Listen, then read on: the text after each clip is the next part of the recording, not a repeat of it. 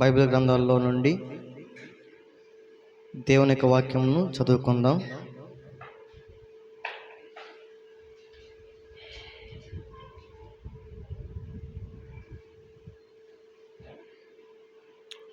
యోహాను సువార్త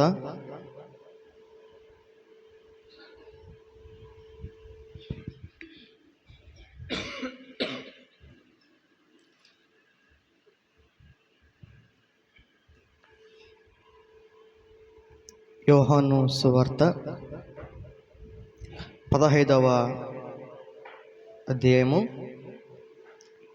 మొదటి 2 వచనాలు చదువుకుందాం. యోహాను సువార్త 15వ అధ్యాయము మొదటి 2 వచనాలు. నేను నిజమైన ద్రాక్షవల్లిని, నా తండ్రి వ్యవసాయకుడు.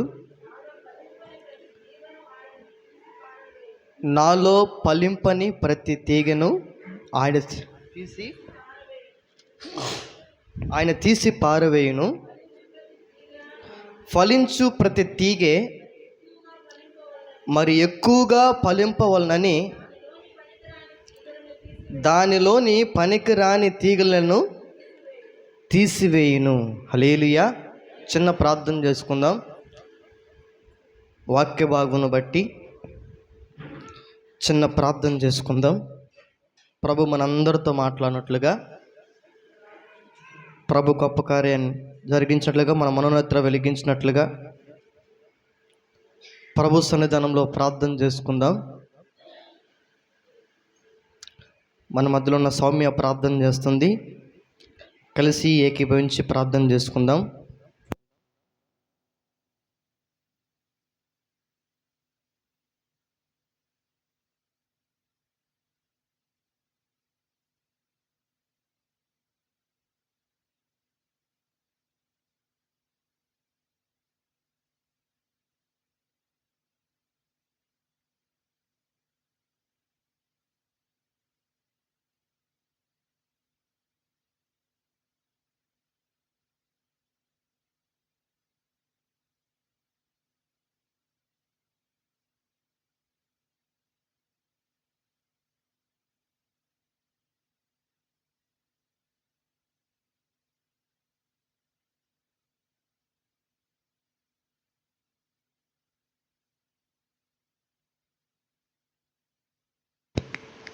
ఈ ప్రభు ప్రార్థన కొడుక్కి చేరవచ్చిన మీ అందరికీ ప్రభు అయిన యేసుక్రీస్తు నామములో వందనాలు, దేవునికి స్తోత్రాలు చెల్లిస్తున్నాను. మంచిది. చూడండి, దేవుని యొక్క వాక్యంలో రాయబడిన మాటని మరొకసారి చదువుకుందాం. యోహాను సువార్త 15వ అధ్యాయము మొదటి 2 వచనాలను చదువుకుందాం. నేను నిజమైన ద్రాక్షవల్లిని, నా తండ్రి వ్యవసాయకుడు. నాలో ఫలింపని ప్రతి తీగను ఆయన తీసి పారవేయును. ఫలించు ప్రతి తీగె మరి ఎక్కువగా ఫలింపవలనని దానిలోని పనికిరాని తీగలను ఆయన తీసివేయును. హల్లెలూయా, హల్లెలూయా.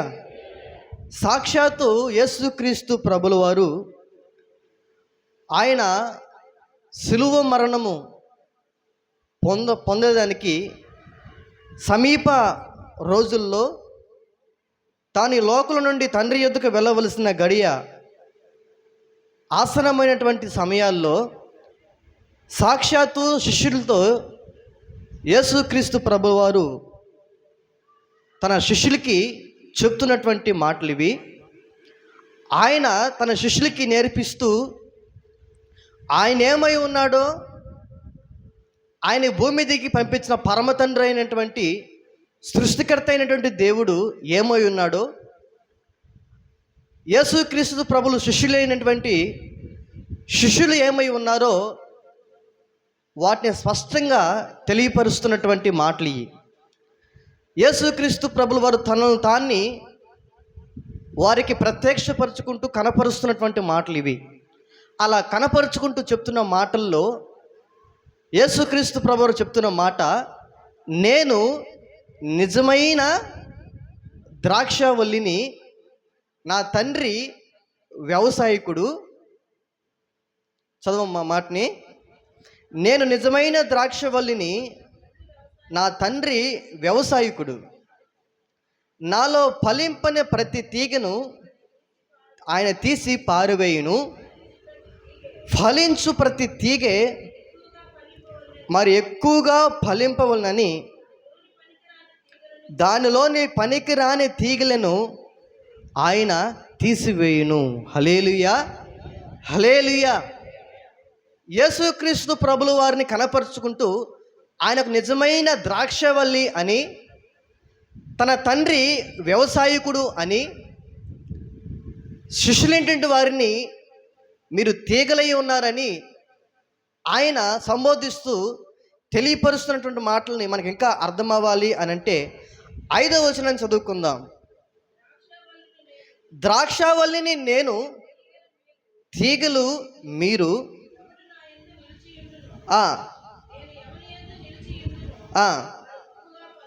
వాడు బహుగా ఫలించును. హల్లెలూయా, హల్లెలూయా.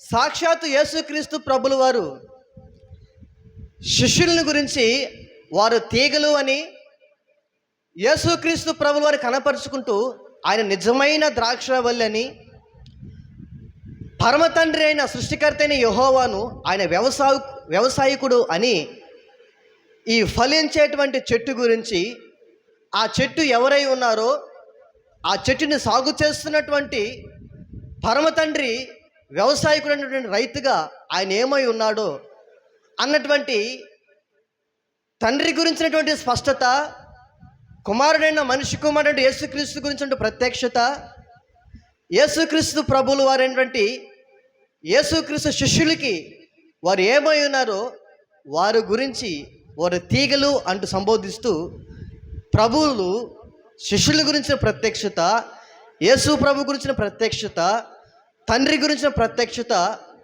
వీరు ఏ విధముగా మిళితమై ఉన్నారో తెలియపరచబడు నిమిత్తమై వారికి స్పష్టంగా ఆ విషయాలు తెలియపరుస్తూ ఉన్నాడు. హల్లెలూయా.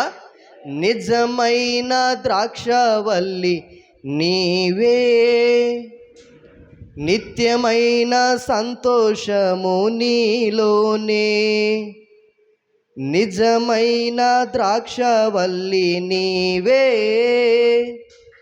నిత్యమైన సంతోషము నీలోనే. శాశ్వతమైనది ఎంతో మధురమైనది నా పైన నీకున్న ప్రేమ, ఎనలేని నీ ప్రేమ, ఎనలేని నీ ప్రేమ. శాశ్వతమైనది ఎంతో మధురమైనది నా పైన నీకున్న ప్రేమ, ఎనలేని నీ ప్రేమ, ఎనలేని నీ ప్రేమ. నిజమైన ద్రాక్షవల్లి నీవే, నిత్యమైన సంతోషము నీలోనే. నిజమైన ద్రాక్షవల్లి నీవే, నిత్యమైన సంతోషము నీలోనే. శాశ్వతమైనది ఎంతో మధురమైనది నా పైన నీకున్న ప్రేమ, ఎనలేని నీ ప్రేమ, ఎనలేని నీ ప్రేమ. శాశ్వతమైనది ఎంతో మధురమైనది నా పైన నీకున్న ప్రేమ, ఎనలేని నీ ప్రేమ, ఎనలేని నీ ప్రేమ.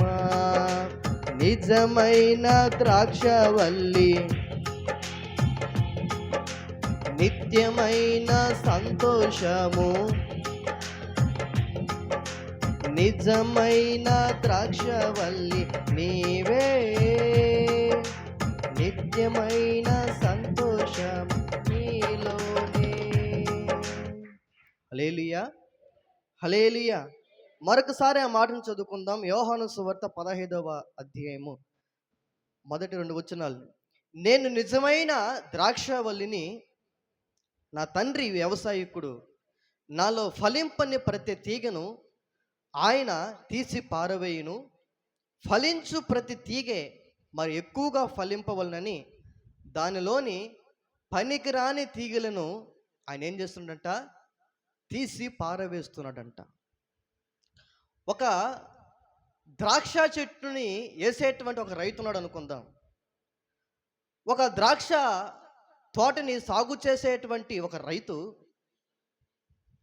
ఆ సాగు చేసేటువంటి ఆ విధానంలో ఆ విత్తనాలు విత్తుతూ ఆ చెట్లు నాటుతున్నటువంటి ఒక రైతు ఆ చెట్టుని, ఆ తోటని వేయడానికి గల కారణము, ఆ వేసినటువంటి రైతు ఆ తోట ద్వారా ఏం ఆశిస్తాడు?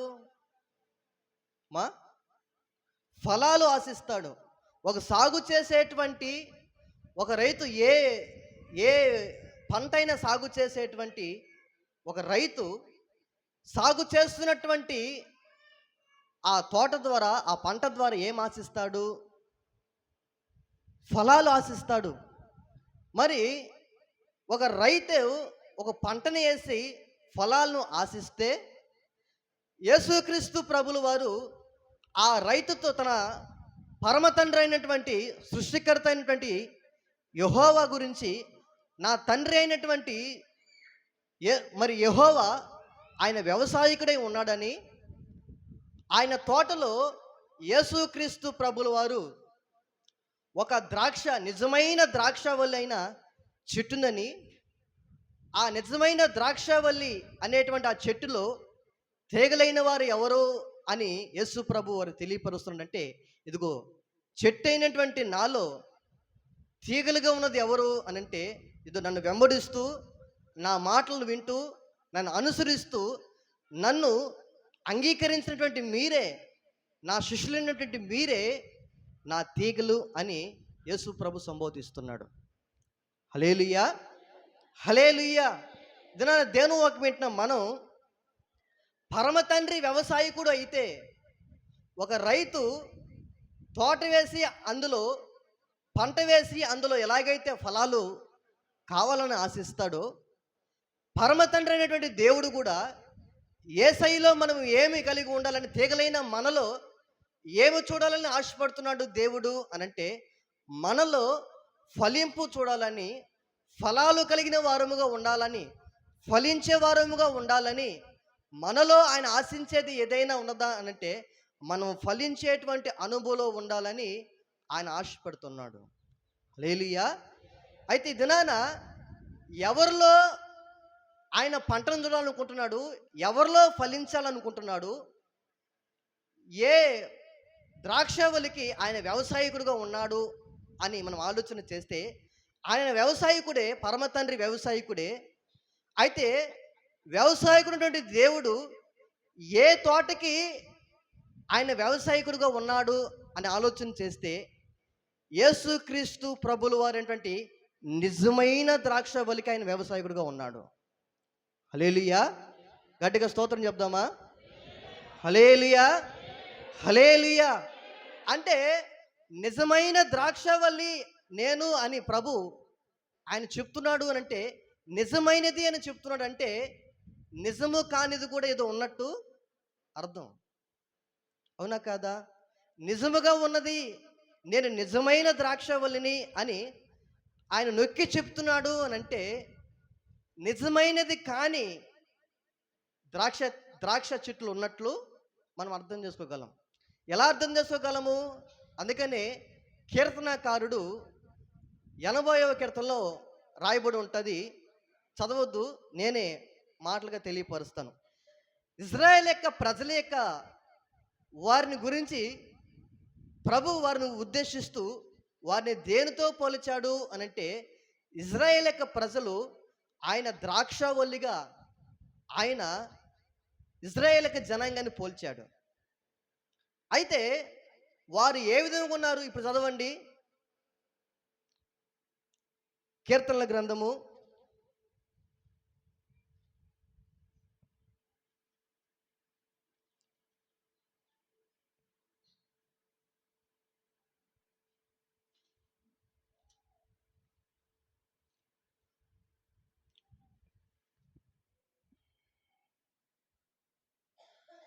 80వ అధ్యాయము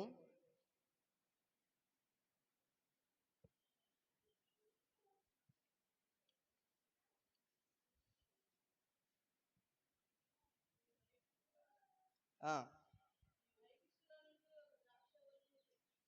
ఆ ఆ ఆ ఆ ఆ ఆ ఆ ఆ ఆ హ్మ్. ఆ! హ్మ్. హ్మ్. ఆ! ఈ ద్రాక్షవల్లిని దృష్టించుము. ఇంక చూడండి, యెషయా గ్రంథము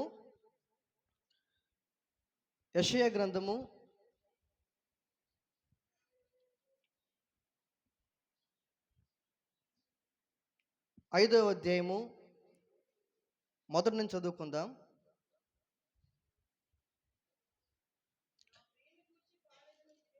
ఆ!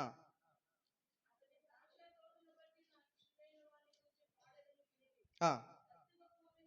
సత్తువ భూమి గల కొండ మీద ఆ! ఆ! ఆ! శ్రేష్టమైన ద్రాక్ష తీగలను నాటించెను. ఆ! ఆ! ద్రాక్ష పండ్లు ఫలింపవలనని ఎదురు చూచుచుండెను గాని, అది ఎటువంటి ద్రాక్షలు కాసిందంట? కారు ద్రాక్షలు అది కాచిను అని ఇజ్రాయేల్ ప్రజల గురించి ఆయన పోలుస్తూ ఉంటున్నమాట. ఆయన దాన్ని బాగుగా త్రవ్వి రాళ్ళను ఏరి, రెండో వచనం, అందులో శ్రేష్టమైన ద్రాక్ష తీగలను నాటించెను. దాని మధ్యను బురుజు ఒకటి వేయించి ద్రాక్ష తుట్టును తొలిపించెను. ద్రాక్ష పండ్లు ఫలింపవలనని ఆయన ఏం చేస్తుండంట? ద్రాక్ష పండ్లు ఫలింపవలని ఎదురు చూచుచుండెను గాని, అది కారు ద్రాక్షలు కాచిందంటే అది. హల్లెలూయా, హల్లెలూయా.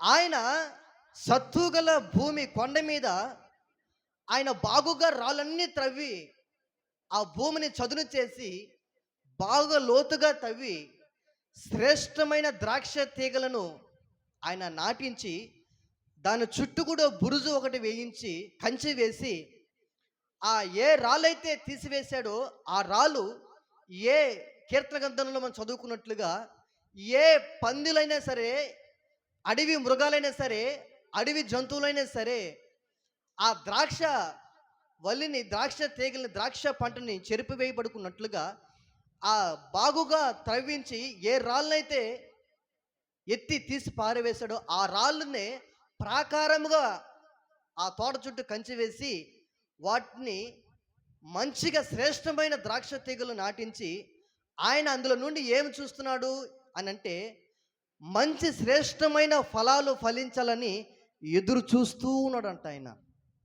అయితే ఎదురు చూస్తూ ఉంటే శ్రేష్టమైన ఫలాలు ఫలిస్తాయని ఆయన ఎదురు చూస్తూ ఉంటే, అవి ఎటువంటి ద్రాక్ష ద్రాక్ష పండ్లు వేసిందంటే కారు ద్రాక్షలు కాసిందంట అది. స్తోత్రం చెప్దామా? హల్లెలూయా, హల్లెలూయా. ఈ కారు ద్రాక్షలు అన్నటివి ఎలా ఉంటాయి అంటే, మామూలుగా ద్రాక్ష పండు పెద్దదిగా ఉంటుంది.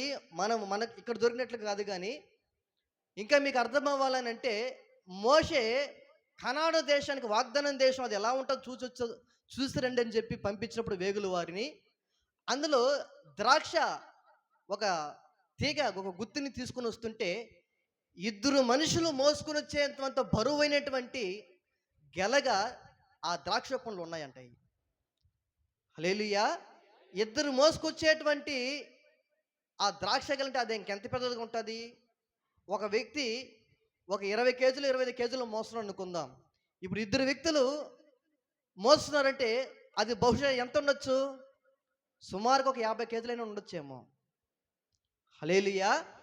అంత అంత బరువైనటువంటి ద్రాక్ష ఆ గెల, శ్రేష్టమైన ద్రాక్ష పండ్లు పండుతాయని ఆయన ఎదురు చూస్తూ ఉంటే అది కారు ద్రాక్షలు పండిందంట. ఆ కారు ద్రాక్ష ఎలా ఉంటాయంటే, మామూలుగా ద్రాక్ష పండు పెద్దదిగా ఉంటుంది, విత్తనం చిన్నదిగా ఉంటుంది, దానిలోపు గుజ్జు చాలా ఎక్కువగా ఉంటుంది, దాన్ని పిండినప్పుడు రసం ఎక్కువగా వస్తుంది. శ్రేష్టమైనటువంటి ద్రాక్ష పండు ఎలా ఉంటుంది అంటే పెద్ద ఆకారంలో ఉంటుంది, విత్తనమేమో చిన్న ఆకారంలో ఉంటుంది, దాని లోపు ఉన్నటువంటి గుజ్జు ఎక్కువగా ఉంటుంది. అది శ్రేష్టమైనటువంటి ద్రాక్ష పండు. అయితే కారు ద్రాక్ష ఎలా ఉంటాయి అని అంటే, విత్తనమేమో పెద్దదిగా ఉంటుంది, ఆ పండు చాలా చిన్నదిగాను, విత్తనం చాలా పెద్దదిగాను, అందులో గుజ్జు లేకుండా ఉన్నట్లుగా అది కారు ద్రాక్షలుగా, ఉపయోగం లేని నిష్ప్రయోజనమైనటువంటి కారు ద్రాక్షలుగా అది ఉంటుంది. అయితే వారు ఇశ్రాయేలు ప్రజలను బట్టి వారు బాగుగా శ్రేష్టమైన ద్రాక్ష తీగలను నాటించాడు, కానీ శ్రేష్టమైన ఫలాలు చూడాలని అనుకున్నాడు, కానీ అవి ఎటువంటి ఫలాలు ఫలించాయంటే కారు ద్రాక్షలు ఫలించాయట. అందుకని యేసుక్రీస్తు ప్రభులు వారు అంటున్నాడు, ఇదిగో నేను ఎటువంటి ద్రాక్షవల్లిని అంటే నిజమైనటువంటి ద్రాక్షవల్లిని, కారు ద్రాక్షలు కాసేటువంటి ద్రాక్షవల్లిని కాదు నేను. అంటే మనం అర్థం చేసుకోవాలంటే, ఇప్పుడు చెట్టు మంచిదైతే దాని యొక్క పండు కూడా ఎలా ఉంటుంది, మంచిగా ఉంటుంది. చెట్టు చెడిపోయినది అయితే దాని పండు కూడా చెడిపోయినదిగా ఉంటుంది. అందుకనే దేవుని వాక్యంలో క్రొత్త నిబంధన సంఘంలో యేసు ప్రభువు అంటారు, మీరు చెట్టు మంచిదని ఎంచి దాని పండు కూడా మంచిదని ఎంచమని వాక్యంలో రాయబడింది. అంటే అలాగుననే మనం మన నీతి క్రియలు మంచిగా ఉంటే మనం ఎటువంటి ఫలాలు ఫలిస్తాము అనంటే నీతి ఫలాలు, సత్క్రియలు తగినటువంటి ఫలాల్ని మనం ఫలించేటువంటి అనుభవం ఉంటాం. హల్లెలూయా, హల్లెలూయా. యేసు ప్రభు చెప్తున్న మాట, ఇదిగో ఇశ్రాయేలు ప్రజలు శ్రేష్టమైన ద్రాక్ష తీగ వల్ల వారిని నాటాను, కానీ పంట వచ్చేలోపు, వారిలో ఫలాలు వచ్చేలోపు ఆ ఫలాలు ఎలా ఉన్నాయంటే కారు ద్రాక్షలు పండుతున్నాయి వారి జీవితాల్లో. కనుక చెట్టు మంచిదైతే ఫలాలు కూడా మంచిగా ఉండాలి కదా, కానీ వారి క్రియలు అలాగ ఉండక ఫలాలు కారు ద్రాక్షలు ఫలించేటువంటి విధానంలో వారు ఉన్నారని వారిని పోలుస్తూ అలంకారంగా, రూపక అలంకారంగా వారిని పోలుస్తూ చెప్తున్నటువంటి మాట, ఇదిగో నేను నిజమైన ద్రాక్షవల్లిని. ఆమెన్, హల్లెలూయా. నేను నిజమైన ద్రాక్షవల్లిని, తీగలైనటువంటి వారు మీరే, నా తండ్రి వ్యవసాయకుడు. స్తోత్రం చెప్దామా? హల్లెలూయా, హల్లెలూయా. ఆయన వ్యవసాయకుడు అయితే మనలో ఆయన ఏం చేస్తాడు, ఏం చూస్తాడు, ఏం ఆశిస్తాడు అని అంటే మనలో ఆయన ఫలాలు ఫలించాలని ఆశపడతాడు. అందుకనే చూడండి, యోహాను సువార్త 5వ అధ్యాయము 15వ అధ్యాయము 5వ వచనం చదువుకుందాం. ద్రాక్షవల్లిని నేను, తీగలు మీరు. ఎవడు నా యందు నిలిచి ఉండునో, నేను ఎవని యందు నిలిచి ఉండునో వాడు బహుగా ఫలించును. నాకు వేరుగా ఉండి మీరు ఏమీ చేయలేరు. హల్లెలూయా. ఒక నిజమైనటువంటి ఒక వ్యక్తి ఫలించడము అంటే ఏంటి, క్రైస్తవ విధానంలో ఒక వ్యక్తి ఫలించడం అంటే ఏంటి అనంటే, నిజమైన ద్రాక్షవల్లి అయిన యేసుక్రీస్తు ప్రభువులో ఆయనతో అంటుకట్టబడినటువంటి మన జీవితాల్లో, ఆయనలోనికి వచ్చిన మన జీవితాలు ఆయనలో నిజమైన ద్రాక్షావళినటువంటి యేసుక్రీస్తులో మనము నిజముగా ఫలించాలని ఆయన కోరుకుంటున్నాడు. హల్లెలూయా. అయితే ఈ దినాన ఈ క్రీస్తు కృప శాలేం ప్రార్థనా మందిరంలో దేవుడు నిన్ను నన్ను యేసుక్రీస్తు ప్రభువు అనేటువంటి ఈ ప్రార్థనా మందిరంలో నిన్ను నన్ను తీగలేనటువంటి మనల్ని ఆయన నిన్ను నన్ను ఇదిగో ఈ క్రీస్తు కృప శాల్యం ప్రార్థన మందిరంలో నిన్ను ఆయన నాటాడు. స్తోత్రం చెప్దామా? హల్లెలూయా.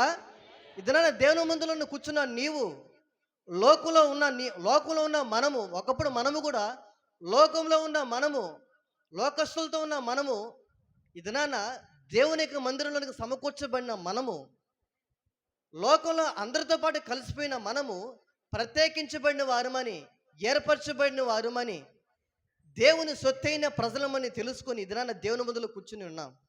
అయితే దేవుని ముందులో కూర్చుని ఉన్నాము అని అంటే ఆయన ప్రేమ మనల్ని ఏం చేసిందంటే బలవంతము చేసి ఆయన కృప మనల్ని ఆకర్షించి ఆయన స్థలంలో నిలవబెట్టింది. ఈ క్రీస్తు కృప శాలేం ప్రార్థన మందిరంలో ప్రభు నిన్ను నన్ను ఆయన నాటాడు. నాటినటువంటి దేవుడు నీలో అయినను నాలో అయినను ఆయన ఏమి ఆశిస్తున్నాడు అంటే క్రీస్తులో మనము అంటుకట్టబడిన వారమై, యేసయ్యలో మనం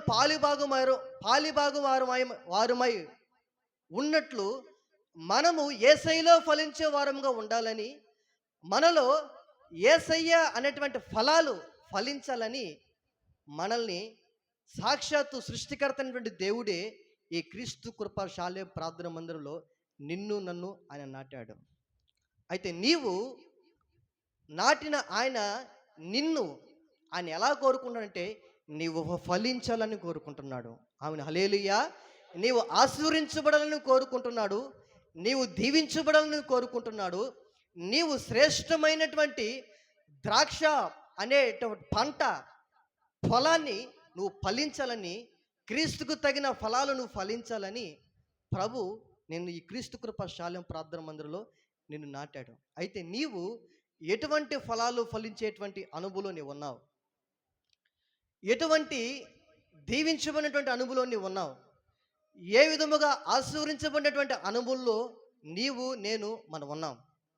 స్తోత్రం చెప్దామా? హల్లెలూయా, హల్లెలూయా. అయితే క్రీస్తు అనేటువంటి ద్రాక్ష చెట్లు తీగలేనటువంటి మనల్ని వ్యవసాయదారుడు సృష్టికర్తని యేసయ్య నిన్ను నన్ను నాటాడు. అయితే మనము శ్రేష్టమైనటువంటి ఫలాలు ఫలించాలని ప్రభు కోరుకుంటున్నాడు. అయితే శ్రేష్టమైన ఫలాలు ఫలించాలంటే, ఫలిస్తున్నాము అనడానికి నిదర్శనము గల కారణము మనం సహజంగా అనుకునేది ఏంటి అనంటే, ఫలిస్తున్నాము అనంటే మన భౌతికమైన భూ సంబంధమైన అవసరతలు తీర్చబడడం కాదు. హల్లెలూయా. మనం ఫలిస్తున్నాము అనడానికి యేసయ్యలోనికి మనం వచ్చిన తర్వాత, ప్రభువుని సొంత రక్షకునికి అంగీకరించిన తర్వాత మనం ఫలిస్తున్నాము అనడానికి ఈ భౌతికమైనటువంటి అవసరతలు తీర్చబడుతున్నందు వలన మనం ఫలిస్తున్నట్టు కాదు. మన అక్రతలు తీర్చబడుతున్నంత మాత్రాన మనం ఫలిస్తున్నట్టు కాదు. మనం దీవించబడుతున్నాము, ఆశీర్వించబడుతున్నాము అనంటే మనము ఈ భూ సంబంధంగా ఆశీర్వించబడుతున్నాము, దానికి నిదర్శనమే మనం ఫలిస్తున్నాము అనడానికి, క్రీస్తులో ఫలిస్తున్నాము అనడానికి కాదు. అందుకనే ప్రభు ఒక మాట అంటున్నాడు చూడండి. లోకాసు వార్త 12వ అధ్యాయము 15వ వచనాన్ని చదువుకుందాం. లోకాసు వార్త 12వ అధ్యాయము 15వ వచనాన్ని చదువుకుందాం. మరియు ఆయన వారితో, మీరు ఏ విధమైన లోభమునకు ఎడమియక జాగ్రత్త పడుడి, ఒకని కలిమి విస్తరించుట వాని జీవమునకు మూలము కాదనెను. హల్లెలూయా. మరియు ఆయన వారితో ఇట్లా అంటున్నాడు. ఏ విధముగా అంటున్నాడంటే, మీరు ఏ విధమైన లోభమునకు ఎడమియ్యక జాగ్రత్త పడుడి, ఒకని కలిమి విస్తరించుట వాని జీవమునకు ఏం కాదంట, మూలము కాదంట. హల్లెలూయా. కలిమి అంటే ఆ వైపు చూడాలి మీరు. హల్లెలూయా. మీరు అటు ఇటు చూడొద్దు, అనాలోచనగా ఉండొద్దు, నా వైపే చూడాలి. నేను వాక్యం చదవమన్నప్పుడు వాక్యం చదవండి, మిగతా సమయమంతా నా వైపే చూడాలి. హల్లెలూయా. నిజమైన ద్రాక్షవల్లి నీవే, నిత్యమైన సంతోషము నీలోనే. నిజమైన ద్రాక్షవల్లి నీవే, నిత్యమైన సంతోషము నీలోనే. శాశ్వతమైనది ఎంతో మధురమైనది నా పైన నీకున్న ఎనలేని నీ ప్రేమ, ఎనలేని నీ ప్రేమ శాశ్వతమైనది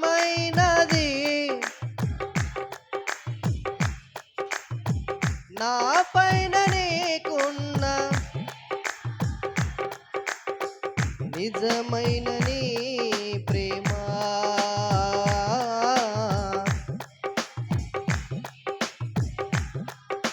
నిజమైన ద్రాక్షవల్లి, నిత్యమైన సంతోషము. నిజమైన ద్రాక్షవల్లి నీవే, నిత్యమైన సంతోషము నీలోనే. అతి కాంక్షణీయుడా, దివ్యమైన నీ రూపులో జీవించుచున్నాను, నీ ప్రేమకునే పత్రికగా. అతి కాంక్షణీయుడా, దివ్యమైన నీ రూపులో జీవించుచున్నాను, నీ ప్రేమకునే పత్రికగా. శిథిలమై ఉండగా నన్ను నీదు రక్తముతో కడిగి నీ పోలికగా మార్చినావే నా యేసయ్యా. శిథిలమై నీదు రక్తముతో కడిగి నీ పోలికగా మార్చినావే నా యేసయ్యా. నిజమైన, గట్టిగా చప్పట్లు కొడదామా? అందరం గట్టిగా చప్పట్లు కొడదాం. స్తోత్రం. నిత్యమైన, కలిసి పాడదామా? స్తోత్రం. నిజమైన ద్రాక్షవల్లి, నిత్యమైన సంతోషము. శాశ్వతమైనది ఎంతో మధురమైనది నా పైన నీకున్న ఎనలేని నీ ప్రేమ, ఎనలేని శాశ్వతమైనది.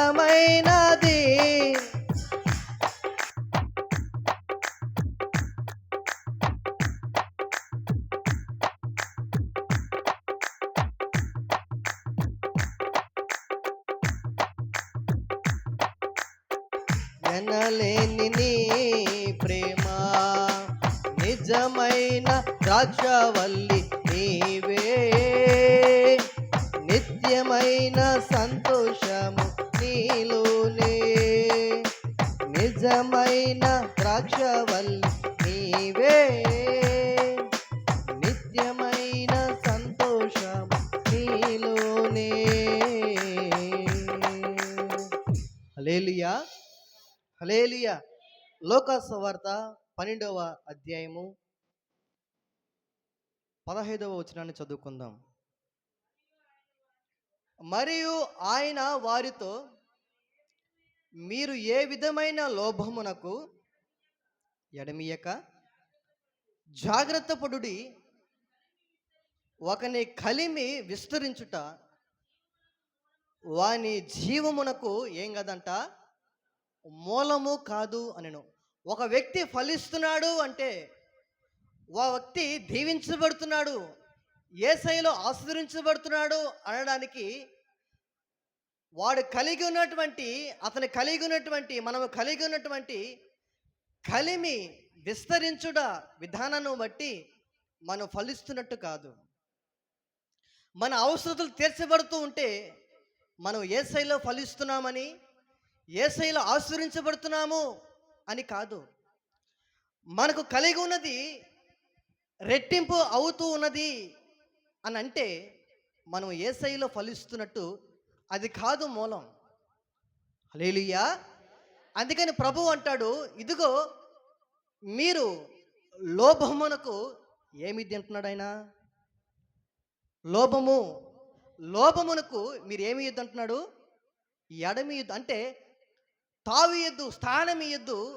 ఎందుకనంటే ఒకని కలిమి విస్తరించుట బట్టి వాని జీవానికి మూలం కాదు. హల్లెలూయా. ఈ లోకంలో ఒక వ్యక్తి ఈ భూసంబంధంగా ఎంతగా దీవించబడ్డా, ఎంతగా ఆశీర్వదించబడ్డా, పేరు ప్రఖ్యాతి కలిగి ఉన్నతమైన స్థానం కలిగి ఉన్నా, అతడు అనుకున్నది అనుకున్నట్లుగా అనుభవించగలిగిన స్థాయిలో ఉన్న స్థితిలో ఉన్నా, తనకు కలిగి ఉన్నటువంటి కలిమి విస్తరిస్తూ ఉన్నా, కానీ వాని ప్రాణానికి మాత్రం, వాడు బ్రతికి ఉండడానికి మూలమైనది కలిమి విస్తరించబడటం బట్టి వాడు ఫలిస్తున్నట్టు కాదు, దీవించబడుతున్నట్టు కాదు. హల్లెలూయా, హల్లెలూయా. మూలము ఏంటి? ఈ లోకంలో యేసుక్రీస్తు ప్రభులు వారిని సొంత రక్షకునిగా అంగీకరించి, ఆయన నిజమైన దేవుడని, ఆయన పరిశుద్ధుడని, ఆయన ఏ పాపం లేదని, సర్వలోక మానవుల యొక్క పాప పరిహార్థ నిమిత్తమై పరిశుద్ధుడైనటువంటి దేవుడే ఈ భూమి మీదకి వచ్చి పుణ్యదాన బలియాగముగా పరిశుద్ధమైన రక్తం చిందిస్తే తప్ప పాప విమోచన లేదు. ఏ వ్యక్తి అయితే, ఏ పరిశుద్ధుడైన దేవుడు, మహోన్నతుడైన దేవుడు, సర్వోన్నతుడైన దేవుడు, పరమాత్ముడే, పరిశుద్ధుడైన దేవుడే పరిశుద్ధమైన రక్తం కారిస్తే తప్ప పాప విమోచన కలగదు. అయితే ఆ పరిశుద్ధమైన రక్తం కాచిన వారు ఎవరు అంటే మనము ఆరాధన చేస్తున్నటువంటి యేసుక్రీస్తు ప్రభుల వారు. ఆమేన్, హల్లెలూయా. అయితే ఒకని ప్రాణానికి మూలం ఏమిటి అనంటే, ఎవరైతే యేసుక్రీస్తు ప్రభునందు విశ్వాసం ఉంచి తమ పాపాలు ప్రభు ఎదుట ఒప్పుకొని పశ్చాత్తాప్తులై మారు మనసు పొంది ప్రభువుని సొంత రక్షకునిగా అంగీకరించి ఆయన పరిశుద్ధమైనటువంటి రక్తము చేత కడగబడి పరిశుద్ధపరచబడి పవిత్రపరచబడుతూ నీతిమంతులుగా తీర్చబడతారో వాడే మరణము తర్వాత మరొక జీవితం ఉన్నది. ఆ జీవితంలోనికి ప్రవేశించాలంటే ఈ భూ సంబంధంగా నీకు కలిమి విస్తరించడం బట్టి నీవు పరలోక రాజ్యంలో చేర్చబడడం, కానీ నీవు నిజమైనటువంటి యేసుక్రీస్తు ప్రభుల వారి యొక్క రక్తము చేత, పరిశుద్ధమైన రక్తం చేత కడగబడి నీ జీవితం పరిశుద్ధపరచబడి పవిత్రపరచబడి నీ జీవితము ఆయనతో అంటుకట్టబడి ఆయనతో జీవించగలిగి ఆయన ఏ మాదిరి అయితే ఉంచిపోయాడో ఆ మాదిరికరమైన జీవితంలో నువ్వు జీవించినప్పుడే నీ ప్రాణానికి మూలము యేసుక్రీస్తు ప్రభుల వారు. ఆమేన్, హల్లెలూయా. అయితే ఈ లోకంలో ఉన్నటువంటి అనుభవిస్తున్నదైనా, మనము ఒక మంచి గృహాలు కలిగి ఉండడమైనా, కలిగి ఉండకూడదా? యెహోవా నా కాపరి, నాకు లేమి కలుగుదని భక్తుడైనటువంటి దావీదు గొర్రెలు మేపుకుంటున్న దావీదు, దేవుడు తను ఏ విధముగా దీవించాడు, ఆశీర్వదించాడు, కాపరిగా ఉన్నాడో, ఏ కొదువ, ఏ లేమి లేక, ఏ కొదువు లేక ఆయన ఎలాగూ గిన్నె నిండి పొంగి పొర్లింప చేస్తాడో అలాగ ఉన్నతమైన స్థానంలో పెట్టిన వాడు దావీదు ఆరాధన చేస్తున్నటువంటి దేవుడు. ఆమేన్, హల్లెలూయా. ఆ దావీదు ఆరాధన చేస్తున్నటువంటి దేవుణ్ణి మనము కూడా ఆరాధన చేస్తున్నాము. అయితే దావీదుకు లేని గొప్ప భాగ్యం, దావీదుకు లేనటువంటి కృపా భాగ్యం యేసయ్య రక్తం చేత కడగబడడానికి అభాగ్యులమి ఎన్నికలేని నీకు నాకు ప్రభు ఏం చేసి తెలుసా? ఆయన పరిశుద్ధుడైన యేసయ్య రక్తం చేత కడగబడడానికి నీకు నాకైనా కృప చూపించాడు. ఆమెను హల్లెలూయా. ఇప్పుడు దావీదుకి దేవుడు శాశ్వతమైన కృప చూపించిన, ఎనలేని ప్రేమ చూపించిన, గొర్రెలు మేపుకుంటూ దరిద్రమైన స్థితిలో ఉన్నటువంటి దావీదుని రాజుగా చేసినటువంటి దేవుడు, దావీదు కలిగి ఉన్న దావీదు కంటే మనం ఎవరమో తెలుసా? కృప పొందిన వారేమే. ఆమెను హల్లెలూయా. కారణం ఏంటో తెలుసా? దావీదు యేసయ్య రక్తములో కడగబడలేదు, కానీ ఆయన ఆరాధించాడు. అయితే పరమాత్ముడైన దేవుడే ఈ లోకానికి వచ్చి రక్తం కారిస్తే తప్ప పాప విమోచన లేదు. అందుకని వారు మరణం తర్వాత వారు ఎక్కడున్నారు? మరణం తర్వాత ప్రభు వారిని ఎక్కడ తీసుకుని వెళ్ళారు అని అంటే, పాతాళ గర్భంలో ఉన్నటువంటి వారిని యేసుక్రీస్తు ప్రభు మరణము ద్వారా, ఆయన పునరుద్ధానము ద్వారా, ఆయన తిరిగి లేపబడిన తర్వాత వారిని క్రీస్తునందు, అంటే దేవుని యందు మృతులైన వారు ధన్యులోని రాయబడినట్లుగా వారిని ప్రభు ఎక్కడ చేర్చారు? విశ్వసించిన నీతిమంతులందరినీ యేసుక్రీస్తు ప్రభుల వారు వారిని ఎక్కడ చేర్చారు? మా స్తోత్రం చెప్దామా? హల్లెలూయా, హల్లెలూయా. అబ్రహాం మొదలుకొని నీతిమంతులైనటువంటి ప్రతి ఒక్కరిని యేసు ప్రభు మరణం తర్వాత ఆయన ఎక్కడ తీసుకొని వెళ్ళి ఆయన పెట్టాడు? మీరెవరు పునరుద్ధరణలు వినలేదా? మా హల్లెలూయా, దేవునికి స్తోత్రం, హల్లెలూయా. మీరు మంచి మంచి పునరుద్ధరణ వాక్యాలు విన్నారని చాలా చెప్తా ఉంటారు, చాలా వాక్యాలు విన్నామని చెప్తుంటారు. ప్రయోజనం ఏముంది? స్తోత్రం చెప్దామా? హల్లెలూయా. యేసు ప్రభు పునరుద్ధానము ద్వారా నీతిమంతులైన ప్రతి ఒక్కరిని పరలోక రాజ్యంలోనికి తీసుకువెళ్ళకపోయే ముందుగా ఆయన ఎక్కడ ఉంచున్నాడు అంటే, నీవు కూడా ఈ దినాన్ని నువ్వు మృతి చెందితే క్రీస్తునందు మృతులైన వారు ధన్యులు, వారు విశ్రాంతిలోనికి వెళ్తున్నారు. ఆ విశ్రాంతి యేసు ప్రభునందు మృతులైన వారు మాత్రమే ఎక్కడ చేర్చబడతారు? పరదేశంలో చేర్చబడతారు.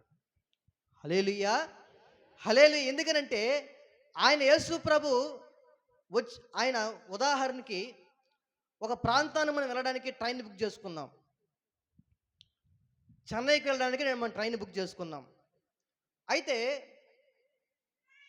12 గంటలకు రావాల్సినటువంటి ట్రైను 1 గంటకు వచ్చింది అనుకోండి, ఆ అనౌన్స్మెంట్ చేస్తారు, ప్రయాణికులు చింతించొద్దు, మరి 12 గంటలకు రావాల్సినటువంటి రైలు 1 గంటకు రాబోతుంది, మీ అసౌకర్యానికి మేము చింతిస్తున్నాము అని వారికి చెప్తూ, వారు చెప్పిన తర్వాత వారికంటూ ఒకటి కేటాయిస్తారు. ఏంటది? వెయిటింగ్ హాల్, విశ్రాంతి గది. ఎందుకనంటే అది వచ్చేంత వరకు వారిని ఎక్కడ ఏం చేయాలి?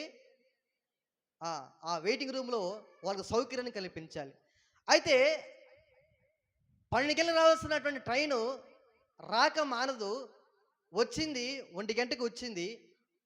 వచ్చిన వెంటనే వెయిటింగ్ హాల్లో ఉన్న వారందరూ కూడా ఏం చేయబడతారు అని అంటే, ఎదురు చూస్తున్నటువంటి ఆ ట్రైన్ కోసం ఎదురు చూస్తున్న ప్రతి ఒక్కరు కూడా, ఆ విశ్రాంతి గదిలో ఉన్న ప్రతి ఒక్కరు కూడా ఆ ట్రైన్ ఎక్కి గమ్యానికి చేర్చబడతారు. హల్లెలూయా. అలాగూ చేర్చబడి ఎక్కడ చేర్చాడు యేసు ప్రభు అని అంటే, వారిని పరదేశంలోనికి చేర్చాడు. అందుకనే ఆ సిలువలో ఉన్నటువంటి దొంగతో, ప్రభువా నన్ను కూడా నీ రాజ్యం వచ్చినప్పుడు నన్ను జ్ఞాపకం చేసుకోనవా అని ఆ వ్యక్తి మారు మనసు పొందితే, ఆ వ్యక్తికి ప్రభు అంటాడు, ఇదిగో నేడే నీవు నాతో కూడా ఎక్కడుంటావన్నాడు?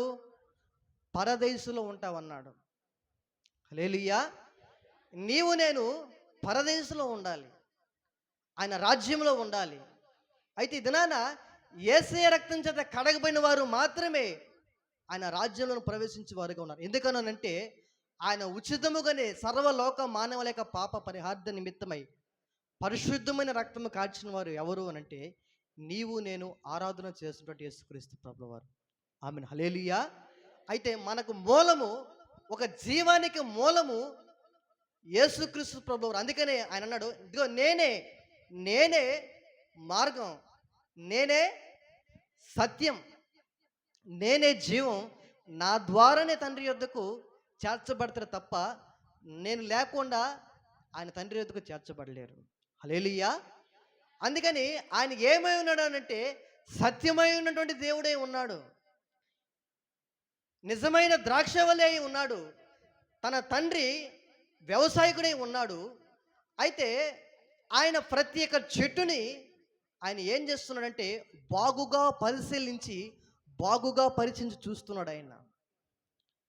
మన వ్యవసాయకుడు, ఒక రైతు ఒక పంటను వేసినప్పుడు అది ఎలా ఉంది, దానికి ఏమైనా చెడు పురుగులు ఏమైనా పట్టాయా, లేకపోతే అది ఎదగడానికి ఎండిపోతూ వాడిపోతూ ఉంటే దానికి నీళ్ళు ఏమైనా వేయాలా, దానికి బలము ఔషధాలు తక్కువైపోతూ ఉంటే అది బాగా పెరగడానికి ఎరువెయ్యాలా, అది బాగుగా ఎదగడానికి ఎదగలేకపోవడానికి అడ్డుకరంగా ఏమన్నా ఉన్నాయా అని ఆయన ఫలించే ప్రతి చెట్టు, పనికిరాని ప్రతి తీగలను ఆయన ఏం చేస్తున్నాడంట, తీసి పారవేస్తున్నాడంట.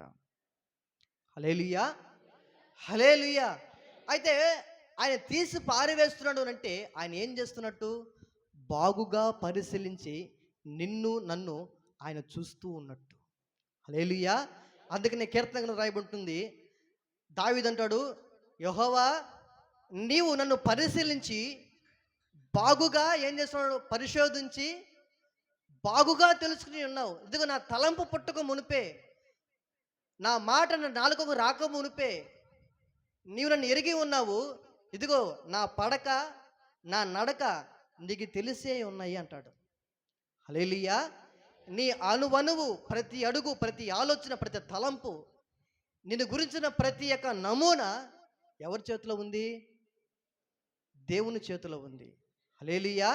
ఆ దేవుని చేతిలో ఉన్నటువంటి నీవు యేసయ్యలో, క్రీస్తు ప్రార్థన మందిరంలో, క్రీస్తు కృప శాల్యం ప్రార్థన మందిరంలో నాటిన నీవు ఏమవ్వాలని కోరుకుంటున్నాడంటే నీవు ఫలించాలని ప్రభు కోరుకుంటున్నాడు.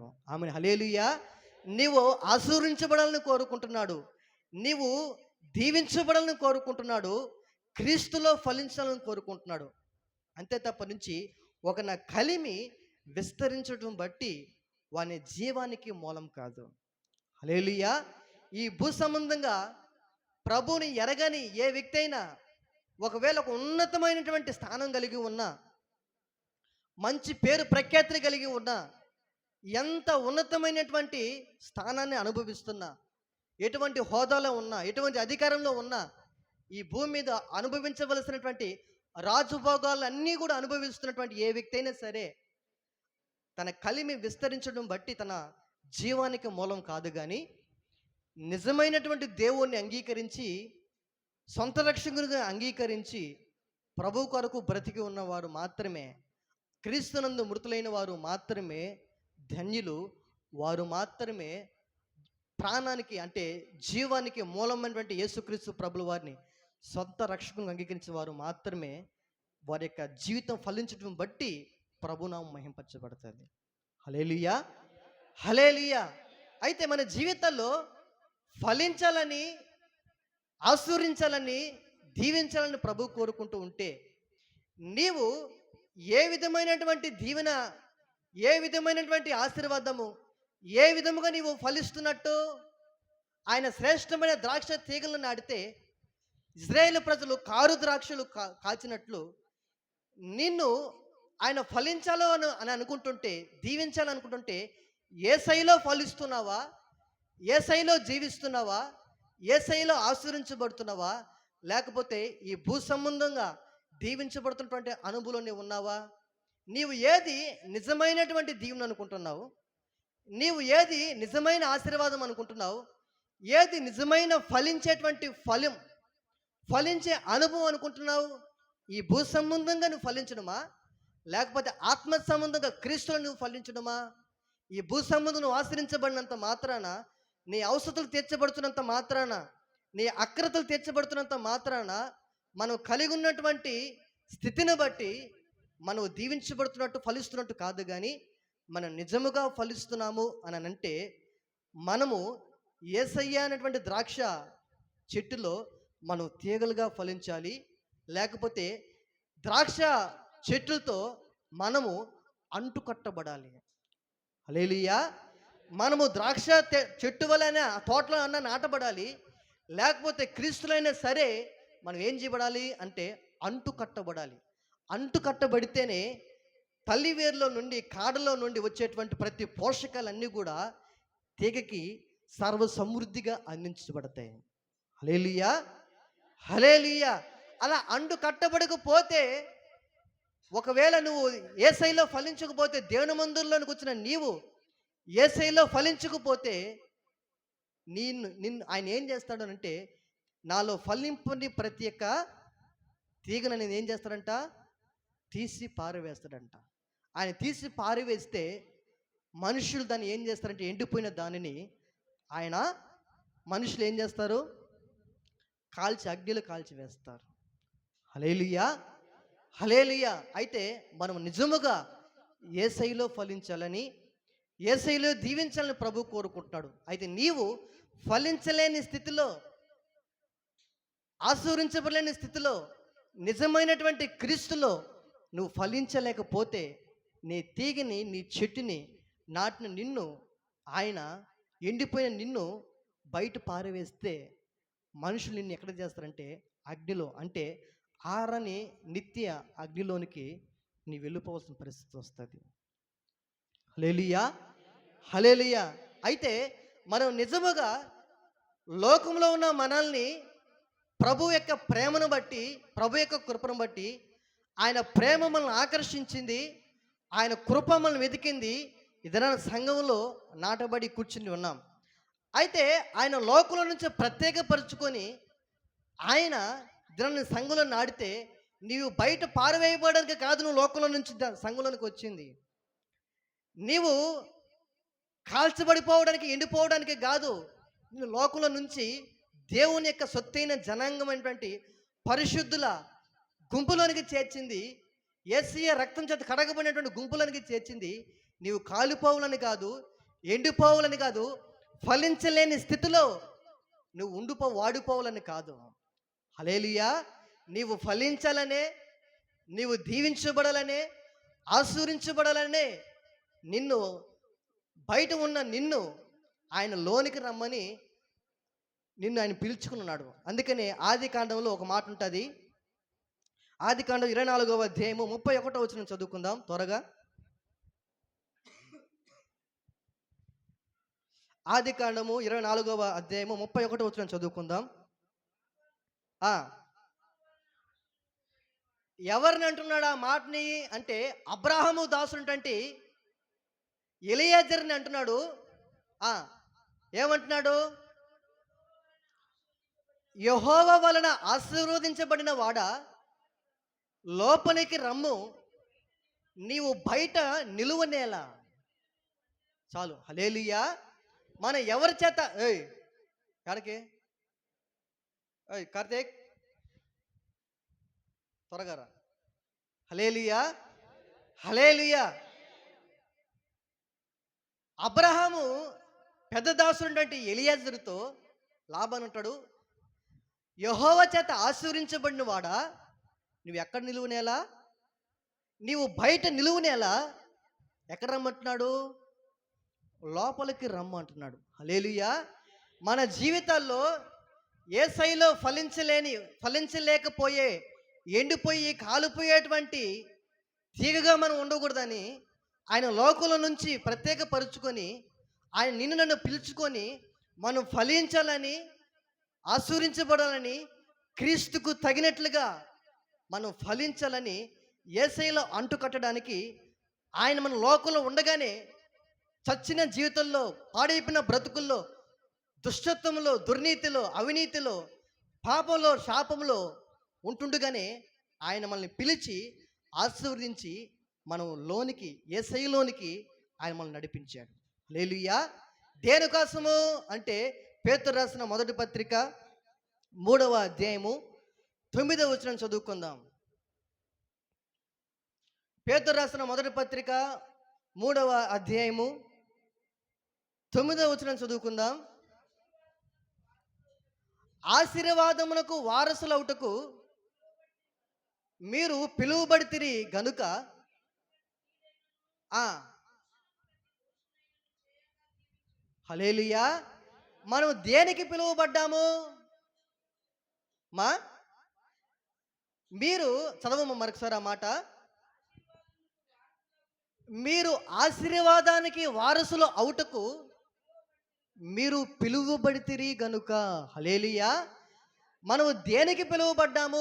దేవుని చేత ఎందుకు ఏర్పరచబడ్డాము? దేవుని చేత ఎందుకు ఆకర్షించబడ్డాము? ఆయన కృప మనల్ని ఎందుకు వెతికింది అని అంటే, మనల్ని ఆశీర్వాదానికి కర్తలుగా చేయడానికి, ఆశీర్వాదాన్ని అనుభవించడానికే నిన్ను నన్ను ఆయన లోకంలో నుంచి ప్రత్యేకపరుచుకొని ఈ దినాన క్రీస్తు అనేటువంటి సంఘంలో నిన్ను నన్ను అని నాటాడు. హల్లెలూయా, హల్లెలూయా. నిన్ను నన్ను అని నాటి యేసయ్యలో మనం ఫలించాలని, యేసయ్యలో మనం దీవించబడాలని ఆయన మనలో క్రీస్తుకు తగిన మారు మనసు అనేటువంటి ఫలాలు ఫలించాలని ఆయన ఎదురు చూస్తూ ఉంటున్నాడు. అయితే మనం ఫలించలేని స్థితిలో, ఎండిపోయే స్థితిలో, ఫలించలేని స్థితిలో, అగ్నిపాలైపోయే స్థితిలో ఉండడానికి ఆయన మనం పిలుచుకోలేదు. అయితే నీవు దేనికి పిలువబడ్డావు అంటే ఆశీర్వదించబోవడానికి పిలువబడ్డావు. నీవు ఎవరి చేత ఆశీర్వించబడిన వాడివి? సమస్తాన్ని కలుగు చేస్తున్న సృష్టికర్త, విశ్వమంతటికి రారాజు, ఉన్నతమైన వాడు, అమూల్యమైన వాడు, పరిశుద్ధుడు. ఆయన మాత్రమే సర్వోన్నతుడు, సర్వశక్తిమంతుడు. ఆయన సర్వ అధికారం కలిగిన వాడు, అత్యున్నత సింహాసనం పైన ఆస్తుడైన వాడు, సైన్యములకు అధిపతియగు యెహోవాకు నీవు నేను, ఆయన నిజమైనటువంటి దేవుడు. ఆ నిజమైన ఆశీర్వాదాన్ని అనుభవించడానికి నీవు నేను లోకం నుంచి ప్రత్యేకించబడ్డాము. హల్లెలూయా. ప్రత్యేకించబడిన నిన్ను నన్ను క్రీస్తు అనేటువంటి ద్రాక్ష చెట్టుతో, ద్రాక్ష వల్లితో నిన్ను నన్ను సంఘం అనేటువంటి యేసయ్య రక్తంతో కడిగి యేసయ్యతో నిన్ను అంటుకట్టాడు. అంటుకట్టిన నీవు ఆయన కోరుకుంటున్నాడు నీవు ఫలించాలని. ఆమేన్, హల్లెలూయా. నీవు ఆశీర్వదించబడాలని, దీవించబడాలని. అయితే నీ ఆశీర్వాదము, నీ దీవెన, నీ ఫలభరితమైన జీవితము ఈ యొక్క భూ సంబంధంగా ఔషధాలు తీర్చబడటంలో లేదు. ఈ భూ సంబంధమైన అక్కర్లు తీర్చబడటంలో లేదు. ఈ భూ సంబంధంగా నువ్వు దీవించబడటము, ఆశీర్వించబడటము ఒక కలిమి విస్తరించబట్టి మన జీవానికి మూలము కాదు అని రాయబడినట్లుగా ఈ భూ సంబంధం మనం ఆశీర్వించబడడం కాదు, కానీ నిజానికి నిజమైన ఆశీర్వాదానికి వారసులుగా ఆయనవన్నీ మనవే. ఆయనే మన తండ్రి, మనమే ఆయనకు కుమారులమే, కుమార్తెలమే. హల్లెలూయా. మన తండ్రి శ్రీమంతుడు. ఆయన శ్రీమంతుడైనటువంటి మన తండ్రి రారాజు. ఆయన కుమారుని, కుమార్తెమైన మనము రాజులమి, యాజక సమూహులమే. హల్లెలూయా. ఇప్పుడు మనం ఎవరిమి అంటే రారాజు కుమారులమి, కుమార్తెలమి. విశ్వమంతటికి రారాజు అనేటువంటి దేవునికి దాసులమి, ఆయన రక్తం చేత కడగబడిన సొత్తైన ప్రజలమి, నిబంధన జనులమి. హల్లెలూయా, హల్లెలూయా.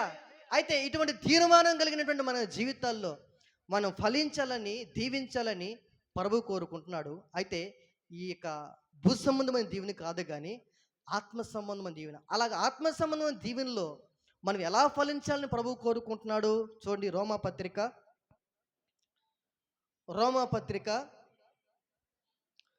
12వ అధ్యాయము 2వ వచనాన్ని చదువుకుందాం.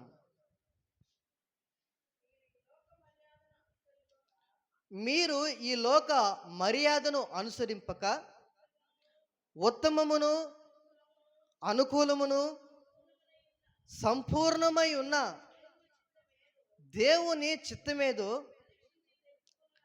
పరీక్షించి తెలుసుకున్నట్లు మీ మనసులు మారి నూతన మగుట వలన ఏం పొందాలంట?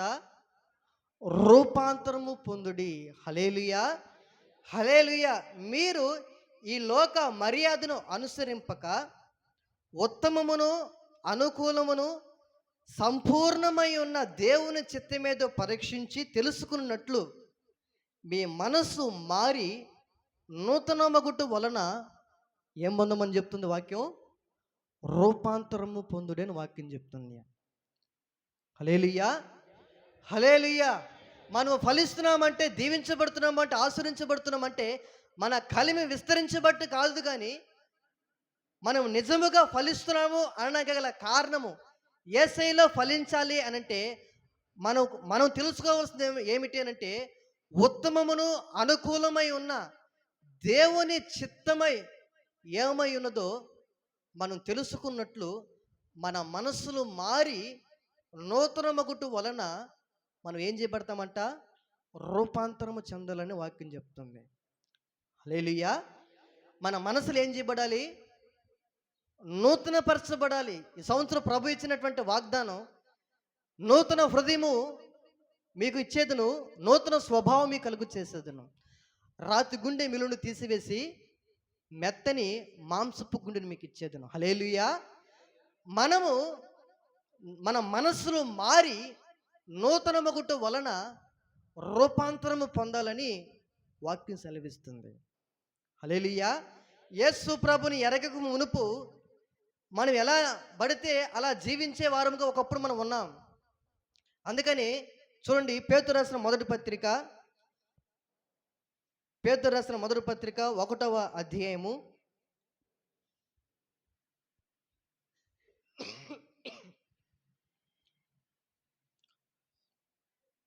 13వ వచనం నుంచి చదువుకుందాం. మీ మనసును నడుము కట్టుకొని ప్రత్యక్షమైనప్పుడు మీకు తేబోడు కృప విషయమై సంపూర్ణ నిరీక్షణ కలిగి ఉండుడి. నేను పరిశుద్ధుడినై ఉన్నాను గనుక మీరును పరిశుద్ధులై ఉండుడని కాగా, మీరు విధేయులకు పిల్లలై మీ పూర్వపు అజ్ఞాన దశలో మీకుండిన ఆశలను అనుసరించి ప్రవర్తింపక, మిమ్మల్ని పిలిచిన వాడు పరిశుద్ధుడై ఉన్న ప్రకారము మీరును సమస్త ప్రవర్తన యందు ఎలా ఉండాలంట, సమస్తమైన ప్రవర్తన యందు మనం పరిశుద్ధులై ఉండాలంట. స్తోత్రం చెప్దామా? హల్లెలూయా, హల్లెలూయా. మీరు అజ్ఞాన దశలో ఉన్నప్పుడు మీరు ఈ యొక్క ప్రపంచం యొక్క ధర్మము చొప్పున, మనసు యొక్క కోరిక ఇష్టము చొప్పున చేసిన వారిని, పాపములో ఉన్నవారిని, పాపంలో జీవించిన వారిని, ఈ చూపులతో ఎలా చూడాలో తెలియక, నిబంధన లేక చూడాలనుకున్న ప్రతి వ్యర్థ ప్రవర్తనని చూచిన వారిని, వ్యర్థమైన వాటిని చూచిన వారిని, ఈ నోటితో ఎటువంటి మాటలు మాట్లాడాలో మనకు తెలియక వ్యర్థమైనటువంటి అసభ్యకరమైనటువంటి బూతులు మాట్లాడిన వారిని, ఒకప్పుడు శపితమైనటువంటి శాపగ్రస్తమైన మాటలు మాట్లాడిన వారిని, ఒకప్పుడు ప్రభుని ఎరగని జీవితాల్లో మన యొక్క మాటలు ఎలా ఉండాలో తెలియక ఇష్టం వచ్చినట్లుగా బూతులైనను ఆశీర్వాదనం వచ్చిన పలకక శాపకర్తమైనటువంటి శాపవచనలు పలికాము, బూతులు మాట్లాడము, అసభ్యకరమైనటువంటి మాటలు మాట్లాడాము. మాట్లాడకూడని సిగ్గుమాలినటువంటి మాటల్ని ఒకప్పుడు మనం మాట్లాడడం అంటే దానికి ఏముంది అంటే ఒక అర్థం ఉంది. నిజముగా ఒకప్పుడు అలాంటి జీవితమే. వాక్యం చెప్తున్న నా జీవితంలో కూడా చిన్నతనంలో నుండే వ్యర్థమైనటువంటి మాట్లాడడం అనేది అలవాటు. ప్రభుని ఎరగని జీవితంలో అలవాటు వ్యర్థమైన మాటలు మాట్లాడడం. అంటే ప్రభుని ఎరగని జీవితాల్లో మనం ఎలా ఎటువంటి వాటిని చూడాలో మనకు అప్పుడు తెలియదు, ఏ విధముగా మాట్లాడాలో మనకు తెలియదు, ఏ విధముగా సత్క్రియలు నీతి క్రియలు చేయాలో మనకు తెలియదు. ఏది చేయాలనిపిస్తే, ఏది అనిపిస్తే అది చేస్తాం, ఏది తినాలనిపిస్తే అది తినేవారిమి, ఏది త్రాగాలనిపిస్తే అది త్రాగేవాళ్ళమి. ఈ ప్రపంచం ఎలాగైతే నడుస్తుందో, లోకం ఎలాగైతే ఉందో, లోకంలో ఉన్నప్పుడు మనం కూడా అలా ఉన్నవారిమి. హల్లెలూయా. అంటే ఈ కన్నులతో నిబంధన అంటే ఏమిటో తెలీదు, ఈ నోటితో నిబంధన అంటే ఏంటో తెలుసు, మనసు మార్చుకోవడం అంటే ఏంటో తెలుసు. ఆ మనసు మారక కఠినస్థులమై లోబడలేనటువంటి విధానం కలిగి, లెక్కలేని విధానము కలిగి, హృదయము కఠిన పరచబడిన హృదయులమై మన జీవితంలో ఎటుబడితే అటువంటి విధానంలో ఒక క్రమము అన్న లేని విధానంలో ఒకప్పుడు మనం నడిచాం. అందుకని అంటాడు, ఇదిగో మీరు అజ్ఞాన దశలో ఉన్నప్పుడు, చదవమ్మా 16వ వచనం లేదా 14 చదువు. నేను పరిశుద్ధులై ఉన్నాను గనుక మీరును పరిశుద్ధులై ఉండుడని వ్రాయబడి ఉన్నది కాగా. యాడన్నా నువ్వా ఏందిదే ఇంక బావాల్సింది ఇంకా ఆడకి. స్తోత్రం చెప్దాం. హల్లెలూయా, హల్లెలూయా. మీరు విధేయులకు పిల్లలై మీ పూర్వపు అజ్ఞాన దశలో మీకుండిన ఆశలు అనుసరించి ప్రవర్తింపక, మిమ్మును పిలిచిన వాడు పరిశుద్ధుడై ఉన్న ప్రకారము మీరును సమస్త ప్రవర్తన యందు పరిశుద్ధులై ఉండుడి. హల్లెలూయా. సమస్తమైన ప్రవర్తన యందు మనం ఎలా ఉండాలి అంటే పరిశుద్ధులై ఉండాలి. మనం ఆరాధన చేస్తున్న దేవుడు ఆయన పరిశుద్ధుడైన దేవుడు, ఆయన పవిత్రమైన దేవుడు, ఆయన ఏ పాపం లేనివాడు. ఆయన జన్మలో కానీ, ఆయన జీవిత విధానంలో కానీ, ఆయన ఎక్కడ చూసుకున్నా పరిశుద్ధత, పరిశుద్ధత, పరిశుద్ధత. అయితే ఆయన పిల్లలమైనటువంటి మనలో విధేయులమై అయ్యి పూర్వపు అజ్ఞాన దశలో మనం ప్రవర్తించిన ప్రవర్తింపక ఆయన పరిశుద్ధులు ఉన్న ప్రకారము మనము కూడా ఇప్పుడు మనం ఒకప్పుడు చూపులు పరిశుద్ధమైనటువంటి చూపులు కాదు, ఏది పడితే అలా చూసేవారిమి. అయితే ఇప్పుడు మన జీవితంలో యేసయ్యను ఎరిగిన తర్వాత, ఆయన పరిశుద్ధమైన దేవుడు మనం పిలిచిన తర్వాత, వాక్యము ద్వారా ఆయన మనం తెలియపరిచిన తర్వాత, ఎలా బ్రతకాలో నేర్పించిన తర్వాత, ఇప్పుడు ఈ కన్నులతో యోబు వలె యోబు అంటాడు, నేను పరాయి స్త్రీని నేను ఎలాగో చూడగలను, నా కన్నులతో ఏం చేసిన అంటున్నాడు. మనం ఎవరిమి అంటే నిబంధన జనులమి, యేసయ్యతో ఒక తీర్మానం చేసిన వారిమి, యేసయ్యతో ఒక నిబంధన చేసిన వారిమి, ఒక క్రొత్త నిబంధన సంఘముగా మార్చబడిన వారిమి, యేసయ్య రక్తం చేత కడగబడిన వారిమి. మనం ఎవరమి అంటే తీర్మానం చేసిన నిబంధన జనులమి. హల్లెలూయా, హల్లెలూయా. మనం పిలుచుకున్న దేవుడు ఏమై ఉన్నాడు అంటే ఆయన పరిశుద్ధుడై ఉన్నాడు, ఆయన పవిత్రుడై ఉన్నాడు. ఇప్పుడు ఆయన పవిత్రుడై పరిశుద్ధుడై ఉన్న దేవుడు ఆయన ఆరాధిస్తున్నటువంటి మన జీవితంలో కూడా ఏముండాలి? సమస్తమైన ప్రవర్తనలో పరిశుద్ధత ఉండాలి. హల్లెలూయా. ఇప్పుడు వ్యర్థమైనటువంటి చూపులు చూడడానికి అవకాశం లేదు, వ్యర్థమైన మాటలు మాట్లాడడానికి అవకాశం లేదు, వ్యర్థమైన ప్రవర్తించడానికి అవకాశం లేదు, అవిధేయులుగా ఉండడానికి అవకాశం లేదు. మన మనస్సులు మార్చబడిన వారమై విధేయులమై, దేవునికి విధేయులమై మనం ఏం చేయబడాలంటే ఆయన పరిశుద్ధుడు ఉన్న రీతిగా మనము కూడా సమస్తమైన ప్రవర్తన ఎందు పరిశుద్ధపరచబడిన వారమై ఉండాలి. హల్లెలూయా. అలాగ పరిశుద్ధపరచబడుతూ చదువు 17వ వచనం. పక్షపాతం లేకుండా క్రియలు బట్టి, పక్షపాతము లేకుండా క్రియలను బట్టి ప్రతి వారిని తీర్పు తీర్చువాడు తండ్రి అని మీరు ఆయనకు ప్రార్థన చేస్తున్నారు కనుక మీరు పరదేశులై ఉన్నంత కాలము ఎలా ఉండాలంట? భయముతో గడుపుడి, పారంపరమైన మీ వ్యర్థ ప్రవర్తనను విడిచిపెట్టినట్లుగా వెండి బంగారం వంటి క్షయ వస్తువుల చేత మీరు విమోచింపబడలేదు కానీ అమూల్యమైన రక్తము చేత, అనగా నిర్దోషమును నిష్కలంకమునకు గొర్రెపిల్ల వంటి క్రీస్తు రక్తము చేత విమోచింపబడితిరని హల్లెలూయా మీరు ఎరుగుదురు కదా. హల్లెలూయా. మనము ఎలాగూ దేని చేత విమోచించబడ్డాము, దేని చేత మనము పరిశుద్ధపరచబడి కడగబడ్డాము అనంటే వెండి చేత కాదు, బంగారము చేత కాదు, అమూల్యమైనది, నిష్కలంకమైనది, నిర్దోషమైన గొర్రెపిల్ల రక్తము చేత, పరిశుద్ధమైన గొర్రెపిల్ల రక్తము చేత నీవు నేను మనము కడగబడి విమోచించబడ్డాం. హల్లెలూయా, హల్లెలూయా. విమోచించబడినటువంటి మన జీవితాల్లో ఆయన అమూల్యమైన పరిశుద్ధమైన రక్తము చేత కడగబడ్డాం. అయితే దినాన దేవుని వాక్యం పెట్టిన నీవు నిజముగా యేసయ్య పరిశుద్ధుడైనటువంటి యేసయ్య, ఆ పరిశుద్ధుడైన యేసయ్య రక్తము చేత నీ పాపాలు కడిగబడి నీవు పవిత్రపరచబడి పరిశుద్ధపరచబడి నీవు విమోచించబడిన అనుభవంలోనే నీవు ఇంకా ఉన్నావా? నీ పాపాలు బాప్తిసం తీసుకున్న నీవు నీ జీవితాలు నిజంగా నీ పాపాలన్నీ కడగబడ్డాయని ప్రభు సన్నిధానంలో నీ పాపాలు ఒప్పుకొని పశ్చాత్తాపపడి మారు మనసున తగిన ఫలాలు ఫలిస్తున్నటువంటి అనుభవంలో నీవు నిజముగా ఉన్నావా? హల్లెలూయా.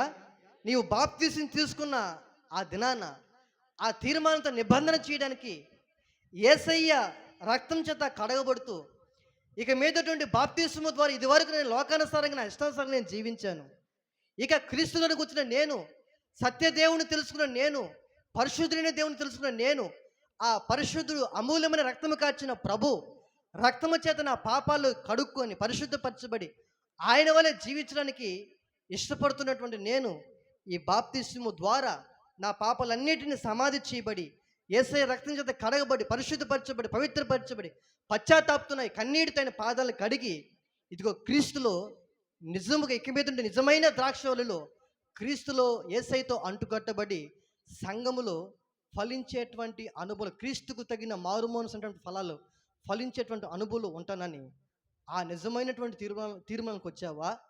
లేకపోతే అందరూ బాప్తిసం తీసుకుంటున్నారని, లేకపోతే బాప్తిసం తీసుకుని పోతే ఆయన రాజ్యానికి వారసులు కాలేమని, నా శరీరము తిని నా రక్తము త్రాగువాడే నిత్య జీవం కలిగిన వాడు గనుక ఆయన రక్తము ఆయన శరీరము తిని త్రాగి మన నిత్య జీవనం పొందుకుందాము.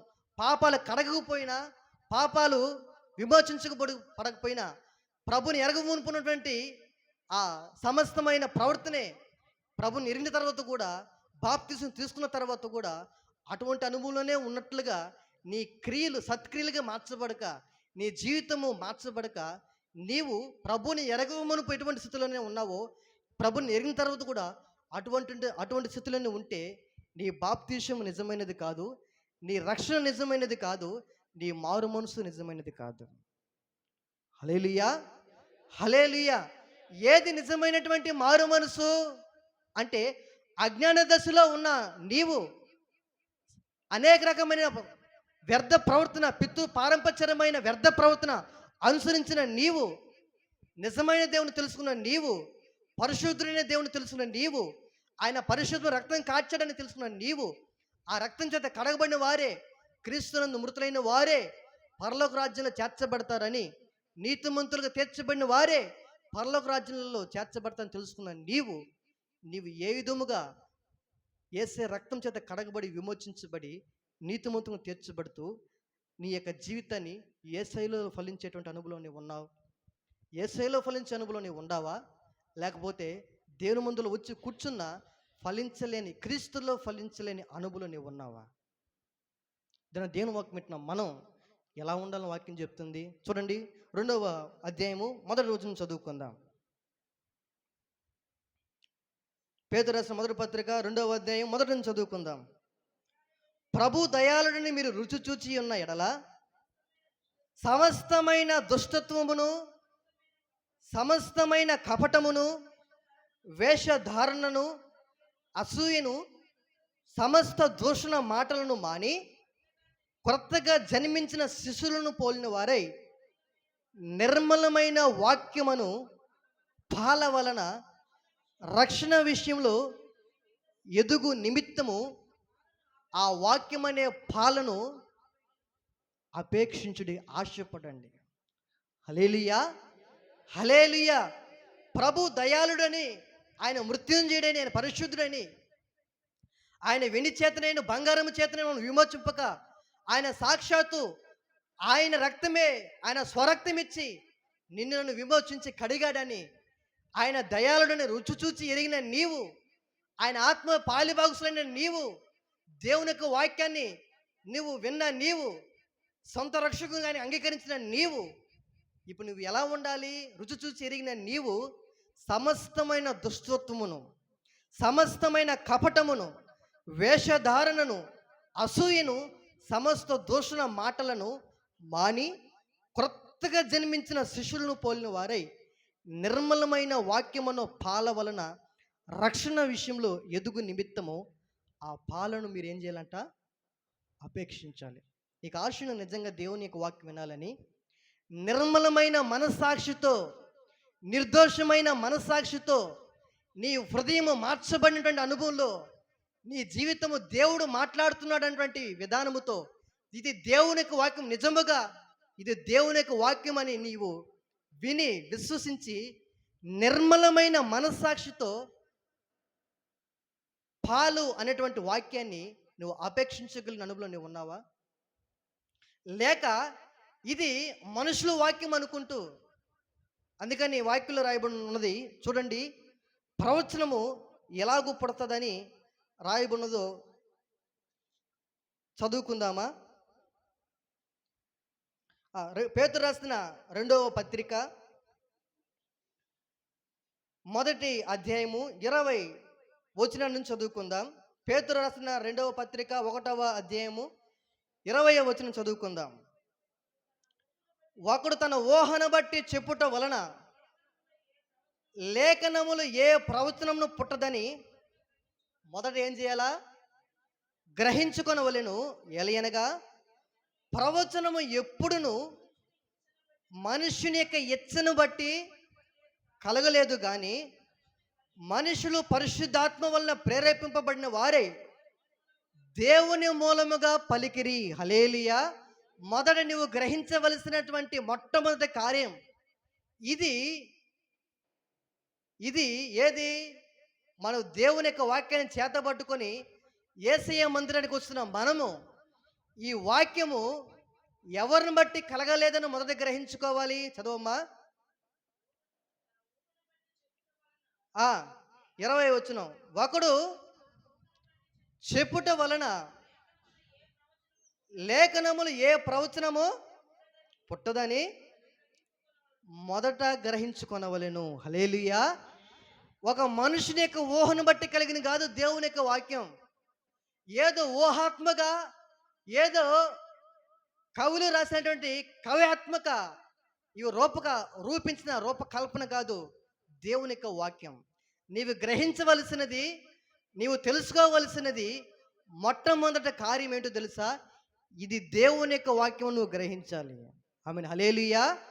అందుకని దశలోనికి రాసిన పత్రిక అనుకుంటాను, వారిని బట్టి అపోస్తలుడైన పౌలు వారు వాక్యాన్ని ఎలా విశ్వసించారో రాయబడి ఉన్నది. చూడండి, దశలోనికి రాసిన మొదటి పత్రిక 2వ అధ్యాయము 13వ వచనాన్ని చదువుకుందాం. దశలోనికి రాసినటువంటి మొదటి పత్రిక 2వ అధ్యాయము 13వ వచనాన్ని చదువుకుందాం. ఆ హేతువు చేతను మీరు దేవుని గురించిన వర్తమాన వాక్యము మా వలన అంగీకరించినప్పుడు మనుషుల వాక్యమని ఎంచక అది నిజముగా ఉన్నట్టు దేవుని వాక్యమని దానిని అంగీకరించి గనుక మేమును మానక దేవునికి కృతజ్ఞతాస్తుతులు చెల్లించుచున్నాము. ఆ వాక్యమే విశ్వాసులైన మీలో కార్యసిద్ధి కలుగు చేయుచున్నది. హల్లెలూయా. హల్లెలూయా. దేవుని యొక్క వాక్యము ఒక మనుషుని యొక్క ఊహను బట్టి కాదు, ప్రవచనం యొక్క నెరవేర్పు మనుషుని యొక్క ఇచ్చను బట్టి, కోరికను బట్టి రాయబడినటువంటి రూపకల్పన కాదు దేవుని యొక్క వాక్యం. గనుక అది నిజముగా దేవుని వాక్యం అని తెస్సలోనికలో ఉన్నటువంటి సంఘస్థులు, అపోస్తలుడైన పౌలు దేవుని యొక్క సువార్త వారికి అందించి దేవుని యొక్క వాక్యాన్ని వరకు ప్రకటించిన తరువాత అది పౌలు ద్వారా ప్రకటించబడుతున్నటువంటి సువార్త, పౌలు ద్వారా వినిపించబడుతున్న దేవుని యొక్క వాక్యము అది మనుషుల వాక్యమని ఎంచక అది నిజముగా దేవుని వాక్యమని ఎంచి ఆ హేతును బట్టి వారు ఏదైతే ఏ వాక్యానైతే అది మనుషుల వాక్యం ఎంచక దేవుని వాక్యం నిజముగా ఉన్నట్టు వారు అంగీకరించారో ఆ వాక్యమే విశ్వాసులైనటువంటి ఆ సంఘములో కార్యసిద్ధి కలుగు చేయబడింది. హల్లెలూయా. నీ జీవితంలో దేవుని యొక్క వాక్యము నీలో ఫలిస్తుంది. నీ జీవితంలో కార్యాన్ని కలుగు చేస్తుంది. ఎండిన ఎముకల సహితము బలాభివృద్ధిని కలుగు చేయగలిగింది. కృంగిన ప్రతి గుండె చెదరిన ప్రతి గాయాన్ని దేవుని యొక్క వాక్యం కట్టగలిగింది. దేవుని యొక్క వాక్యమే నిన్ను ఆదరించగలిగింది. దేవుని యొక్క వాక్యమే నిన్ను బలపరచగలిగింది. దేవుని యొక్క వాక్యమే అన్ని విషయాల్లో నీ జీవితాన్ని పరివర్తన చెందేటట్లుగా, దేవుని యొక్క వాక్యమే సత్క్రియలు ఆశించేటట్లుగా, దేవుని యొక్క వాక్యమే నేను పురుకొల్పుతుంది. హల్లెలూయా. ఏ మనుషుని యొక్క ఊహను బట్టో ఇచ్చను బట్టో, మనుషులకు వాక్యాన్ని బట్టి నీలో కార్యసిద్ధి కలుగు చేయబడలేదు. మనుషులు చేత వినబడిన వాక్యాలు బట్టి, మనుషుని యొక్క జీవిత చరిత్రను బట్టి కాదు నీవు ఈ అనుభవంలోనికి వచ్చింది. నీ యొక్క జీవితాన్ని మార్చుకోవాలని, నీ జీవితాన్ని పరిశుద్ధపరచుకోవాలని, నీ జీవితాన్ని సజీవంగా ఈ శరీరాలు, అవయవాలు, ప్రాణ, ఆత్మ శరీరాలని దేవునికి సజీవుగా ఆయనకి అర్పించుకోవాలని, సమర్పించుకోవాలని ఒక మనుషుని యొక్క మాటలను బట్టి కాదు మనం ఈ యొక్క సమర్పణ జీవితంలోనికి, యేసయ్యలోనికి, త్యాగంలోనికి వచ్చింది. హల్లెలూయా. అది దేవుని వాక్యమని, అది నిజముగా ఉన్నదని, ఆ నిజముగా ఉన్న వాక్యాన్ని విశ్వసించిన మనలో ఆ వాక్యమే మనలో కార్యసిద్ధి కలుగు చేయబడింది. హల్లెలూయా. హల్లెలూయా. పరమ తండ్రి, వ్యవసాయకుడు, సృష్టికర్త అయినటువంటి యెహోవా, కుమారుడైన యేసుక్రీస్తు ప్రభు, నిజమైన ద్రాక్షవల్లి, నిజమైనటువంటి యేసుక్రీస్తు ప్రభుల వారిని ఈ భూమి మీద నాటి ఆయనే పంపించి, ఆయనే సమస్తమైన మానవాళ్ళను బట్టి రక్తము చిందించి పరిశుద్ధపరచబడడానికి ఆయన సత్యాన్ని ఉన్నటువంటి యేసైన ప్రభు మనకు అనుగ్రహించాడు. ఇప్పుడు పరమ తండ్రి, వ్యవసాయకుడు, సృష్టికర్త అయినటువంటి యెహోవా, కుమారుడైనటువంటి యేసుక్రీస్తు ప్రభుల వారిని నిజమైన ద్రాక్షవల్లి అన్నటువంటి ఈ క్రీస్తు కృపా శాలేం ప్రార్థన మందిరంలో నిన్ను నన్ను ఆయన నాటాడు. హల్లెలూయా. నిన్ను నాటి సత్యాన్ని నీకు బోధించాడు. సత్యాన్ని బోధించాడు గనుకనే నీలో ఆ వాక్యము కార్యసిద్ధి కలుగు చేయబడింది. కార్యసిద్ధి కలుగు చేయబడిన తర్వాత పరిశుద్ధాత్మ నీళ్ళు ఏం చేశాడు అనంటే, ఆ పరిశుద్ధాత్మ దేవుడు, సత్యమైనటువంటి దేవుని ఎప్పుడైతే నువ్వు సొంత రక్షకునిగా నీ హృదయం ముందు విశ్వసించావో, నీ నోటితో ఒప్పుకున్నావో, నీలోనికి అప్పుడు పరిశుద్ధాత్మ దేవుడు నీలో వచ్చి, నీవు కలిగి ఉన్నటువంటి మారు మనసును బట్టి, సొంత రక్షకునిగా క్రీస్తును అంగీకరించడం బట్టి పరిశుద్ధాత్మ దేవుడు నీలో కార్యసిద్ధి కలుగు చేశాడు. ఆమేన్. హల్లెలూయా. అది నిజముగా ఉన్నట్టు దేవుని వాక్యం అని విశ్వసించిన కారణాన్ని బట్టి ఆ వాక్యమే విశ్వాసులైన మీలో అది కార్యసిద్ధి కలుగు చేయబడిందని, ఇందుని బట్టి దేవునికి స్తోత్రమని ఆ సంఘాన్ని బట్టి అపోస్తలుడైన పౌలు దేవునికి మానక ప్రార్థన చేస్తున్నాడు. హల్లెలూయా. దినాన్న దేవుని వాక్యం వింటున్న నీవు ఎటువంటి స్థితిలో ఉన్నావు? ఒకప్పుడు వాక్యము నిర్మలమైన మనస్సాక్షితో అపేక్షించి విన్న నీవు, నీ జీవితాన్ని ప్రభువుకి అప్పగించుకున్న నీవు, నిజముగా ఉన్నట్టు రుచి చూచిన నీవు, ఆ వాక్యమే కార్యసిద్ధి కలుగు చేయబడిన నీవు ఈ దినాన నిజంగా క్రీస్తులో ఫలించే విధానంలో నీవు ఉన్నావా? ఇప్పుడు ఆ వాక్యం నీలో ఇది మనుషుల వాక్యం అని విశ్వసించలేనటువంటి స్థితిలో నీవు ఉన్నావా? హల్లెలూయా. హల్లెలూయా. అప్పుడు నీ ప్రారంభపు దినాలు నీకున్న ఆశలు ఎలాంటివి, ప్రభు మీద నీకున్న ప్రేమ ఎలాంటిది, ప్రభుని ఎట్లా చూపించిన కృప నువ్వు తలపోచుకుంటూ, ఆయన చేసిన మేలును తలపోసుకుంటూ ఆయన కొరకు నువ్వు బ్రతకాలని చేసుకున్న తీర్మానం ఎలాంటిది? హల్లెలూయా. నిజముగా ఉన్నట్టు ఆ వాక్యం మీలో కార్యసిద్ధి కలిగి చేయబడింది కనుక మీరు మీ జీవితాన్ని ప్రభువుకి మీరు సమర్పించుకొని దేవుని కొరకు బ్రతకాలని తీర్మానం కలిగి ఉన్నాం. హల్లెలూయా. అయితే అటువంటి తీర్మానంకి వచ్చిన నీవు, పరిశుద్ధాత్మ క్రియ జరిగించిన నీలో ఇప్పుడు ఎటువంటి ఫలాలు ఫలించేటువంటి అనుభవంలో ఉన్నావు? ఈ భూస్వామిలో ఒకని కలిమి విస్తరించడం బట్టి వాని జీవానికి మూలం కాదని వాక్యం సెలవిస్తుంది. నీవు ఈ భూ సంబంధంగా దీవించబడడం ఆశీర్వాదం అనుకుంటున్నావా? ఈ భూ సంబంధంగా నీ అవసరం అక్కలు తీర్చబడడం నీవు ఫలిస్తున్నావు అనుకుంటున్నావా? కానే కాదు. మనం ఫలించాలి అని అంటే, మనం దీవించబడాలంటే ఎవరిలో? యేసయ్యలో. హల్లెలూయా. అందుకని యోహాను సువార్త 15వ అధ్యాయము చదువుదాం ఆ మాటని. 15వ అధ్యాయము మనం చదువు. ద్రాక్షావల్లిని నేను, తీగలు మీరు. ఎవడు నా యందు నిలిచి ఉండునో, నేను ఎవని యందు నిలిచి ఉండునో వాడు బహుగా ఫలించును. నాకు వేరుగా ఉండి మీరు ఏమీ చేయలేరు. ఎవడైనా నా యందు నిలిచి ఉండని ఎడల వాడు తీగ వలె బయట పారవేయబడి ఎండిపోవును. మనుషులు అట్టి వాటిని పోగు చేసి అగ్నిలో పారవేతురు, అవి కాలిపోవును. 8వ వచనం, మీరు బహుగా ఫలించుట వలన మహిమపరచబడును. ఇందువలన మీరు నా శిష్యులగుదురు.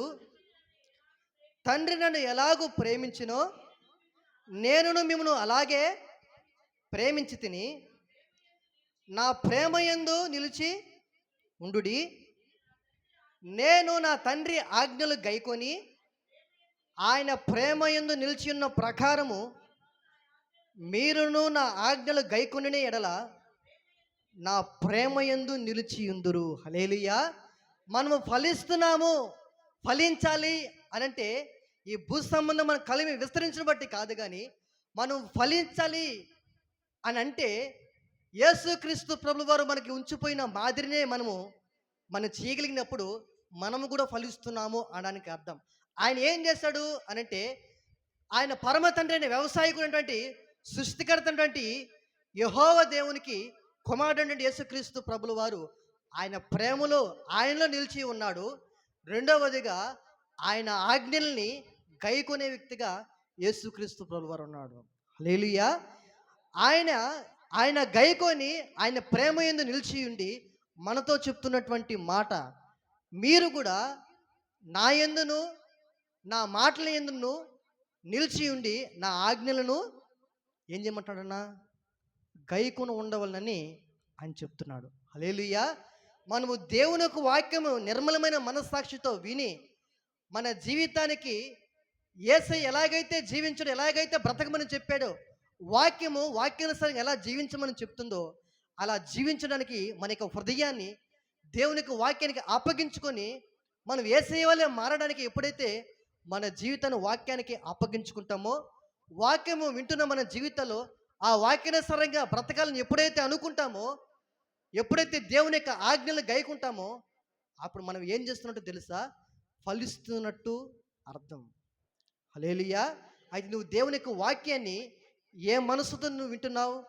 ఒకవేళ నిర్మలమైన మనస్సాక్షి లేకపోతే, యథార్థమైన మనస్సాక్షి లేకపోతే, నీలో నిజమైన దేవుడు నాతో మాట్లాడతాడు అనేటువంటి స్పర్శ గ్రహింపు నీకు లేకపోతే, ఒకవేళ నిలబడే వాక్యం చెప్తున్న వ్యక్తి అంటే నీకు ఇష్టం లేదు అని అంటే, సాక్షాత్ యేసుక్రీస్తు ప్రభుల వారే ఆత్మ ద్వారా ప్రభువే సాక్షాత్ నీతో మాట్లాడుతున్నా నువ్వేం చేయలేవు అంటే నువ్వు గ్రహించలేవు. హల్లెలూయా.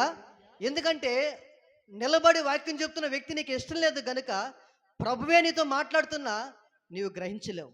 రెండవది, వాక్యం అంటేనే నీకు నమ్మకం లేకపోతే, దేవుడు వాక్యం ద్వారా మాట్లాడతాడనేటువంటి విధానం నీకు లేకపోతే, నిర్మలమైన మనస్సాక్షితో దేవుని యొక్క వాక్యం వినాలని మొదట గ్రహింపు నీకు లేకపోతే, దేవుడు నీతో మాట్లాడతానని గ్రహించలేవు. హల్లెలూయా. హల్లెలూయా. అయితే నిర్మలమైన మనస్సాక్షితో ఎప్పుడైతే వాక్యం వింటావో, నిలబడి వాక్యం చెప్తున్నటువంటి వ్యక్తులను ఎప్పుడైతే నువ్వు ప్రేమించగలుగుతావో, ఆ వాక్యం మీద నిజముగా దేవుని వాక్యం అని గ్రహించిన నీవు, ఆ వాక్యమే నీలో, విశ్వాసమైన నీలో కార్యసిద్ధి కలిగించబడి దేవుని యొక్క ఆజ్ఞల్ని నువ్వు విని గైకొని వాక్యానుసారంగా బ్రతకడానికి నువ్వు ఇష్టపడతావు. హల్లెలూయా. అదే నువ్వు ఇష్టపడుతున్నావు అని అంటే ఇప్పుడు నువ్వేం చేస్తున్నట్టు తెలుసా? ఫలిస్తున్నట్టు అర్థం.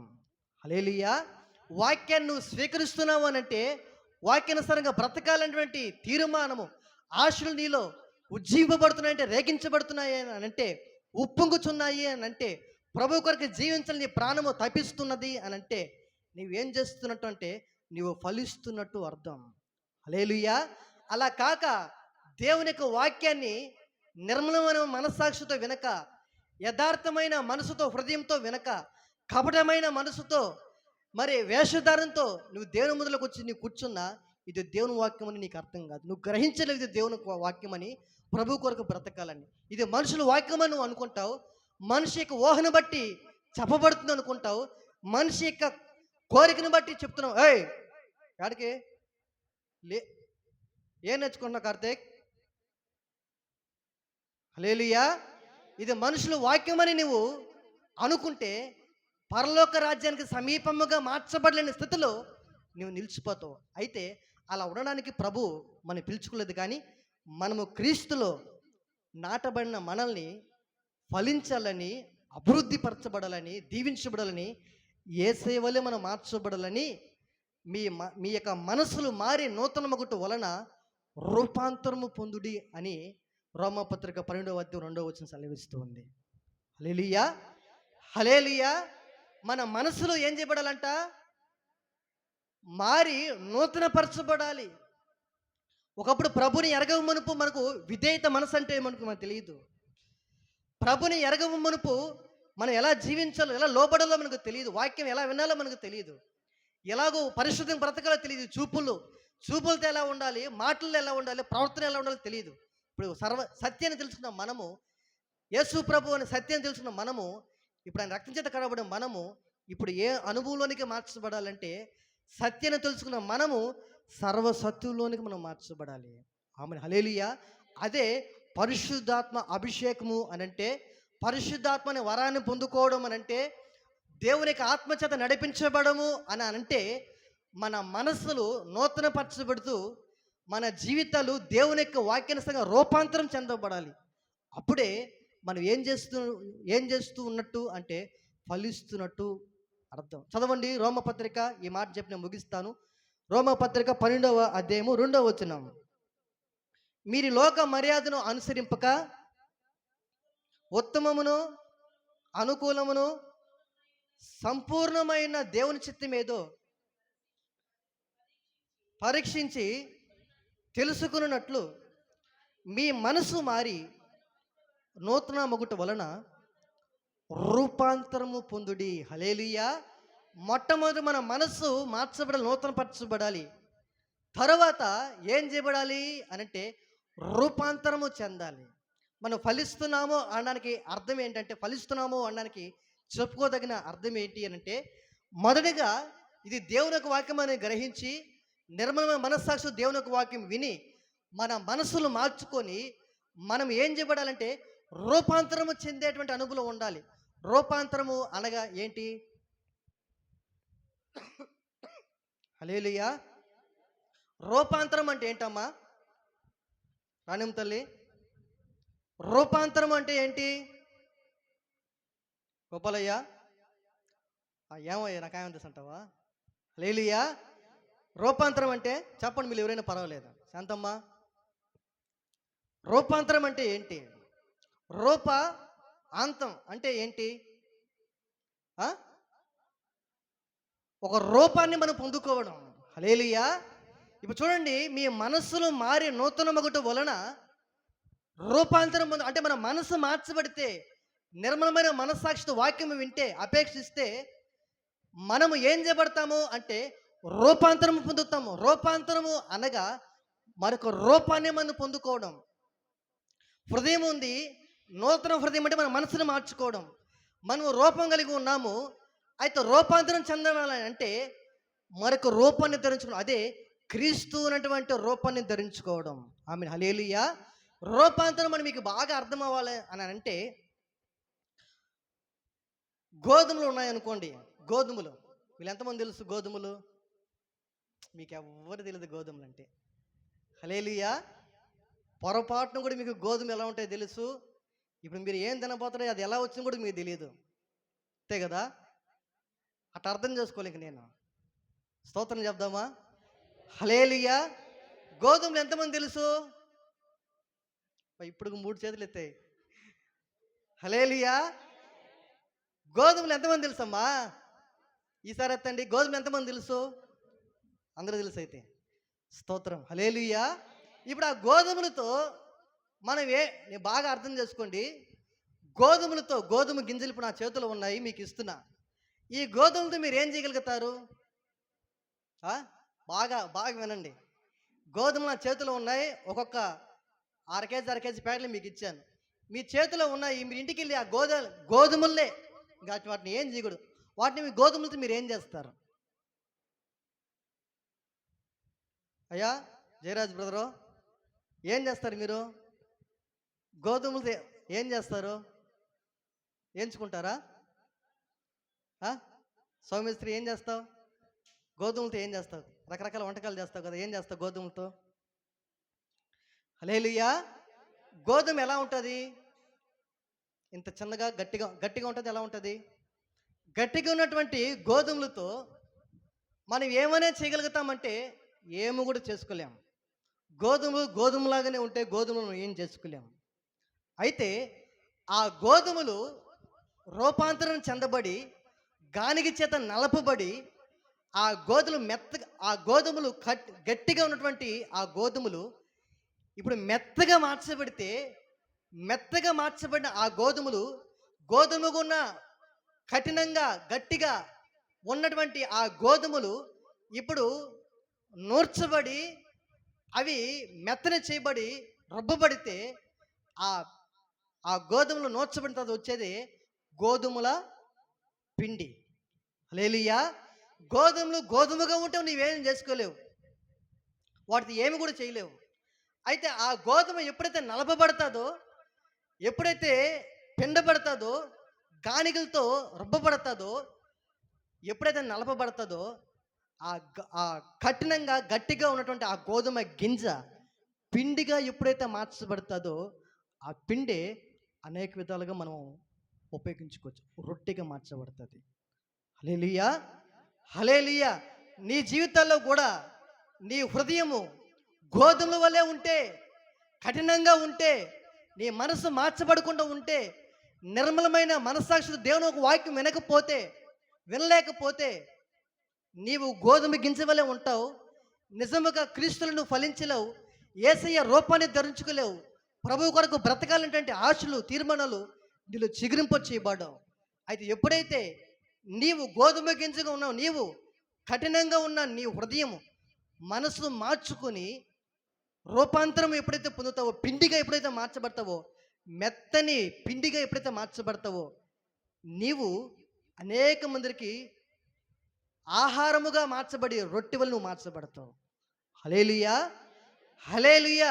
నీవు అనేక మంది ఆహారంగా మార్చబడతావు. ఎప్పుడు? గోధుమగా నీవు ఉంటే కాదు.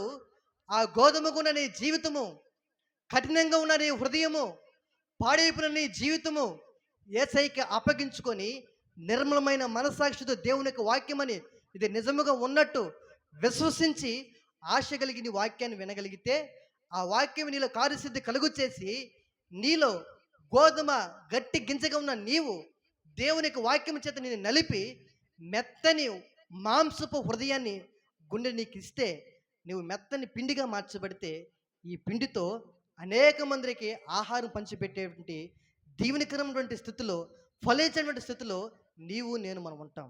హల్లెలూయా.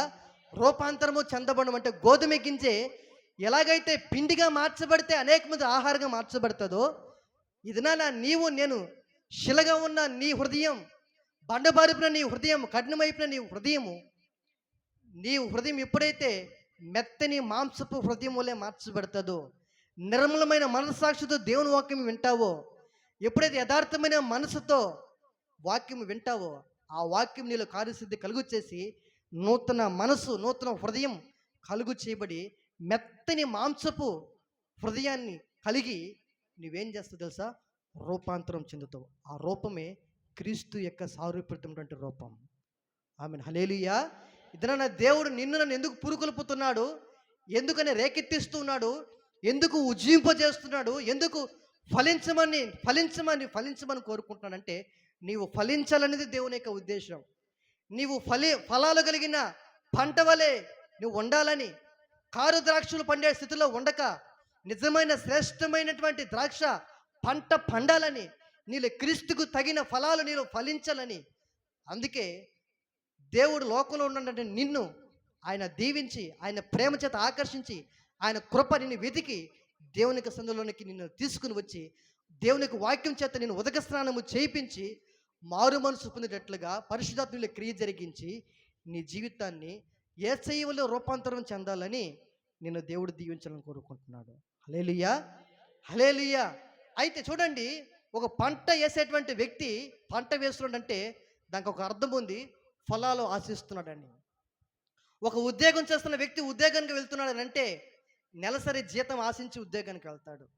ఒక కూలి చేయడానికి కూలి పనికి వెళ్తున్నాడంటే రోజువారీ కూలి నిమిత్తమై పొట్ట కూటి పోషించబడడం నిమిత్తమై పని చేస్తున్నాం. అంటే ఈ లోకంలో ఈ దినాన ప్రతి ఒక్క మనుషుడు ఏదో ఒక పని చేస్తున్న ప్రతి దాంట్లో ఒక తప్పనిసరిగా ఒక అర్థం ఉంటుంది, ఏదో ఒక ప్రయోజనకరంగా ఉంటుంది.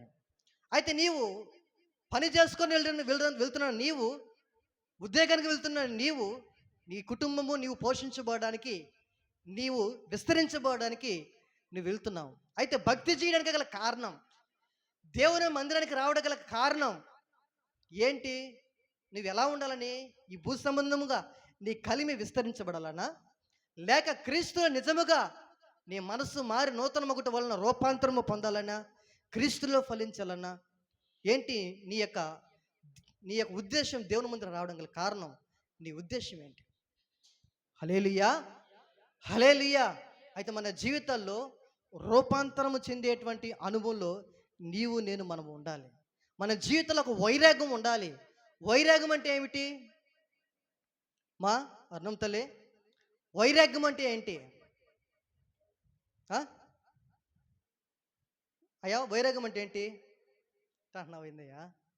స్తోత్రం చెప్దామా? హల్లెలూయా. మామూలుగా భక్తిపరంగా అసలు వైరాగ్యం అంటే ఏంటి? వైరాగ్యము అంటే ఈ భౌతిక పరంగాను లౌకిక పరంగాను ఎటువంటి ఆశలు లేకపోవడం. హల్లెలూయా. ఎటువంటి ఆశలు లేకపోతే ఆశగల పురాణాన్ని దేవుడు తృప్తిపరుస్తానన్నాడు కదా.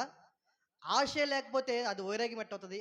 తప్పు. వైరాగ్యం అంటే పని బాట లేకుండా అన్ని పనిబాటులు అన్ని బాధ్యతలను పక్కన పెట్టేసి మనము ఏ పని బాట లేకుండా మనము వైరాగ్యం అనేటువంటి ఆ ముసుగులో మనం మౌనంగా ఉండాలని కాదు. మన పని బాటలు చేసుకుంటూ లోకపు విధానంలో మనం ఆలోచన చేసిన చాలామంది వైరాగ్యం కలిగి వారు విశ్వసించిన విశ్వాసంలో వైరాగ్యం కలిగి ఉంటుంటారు.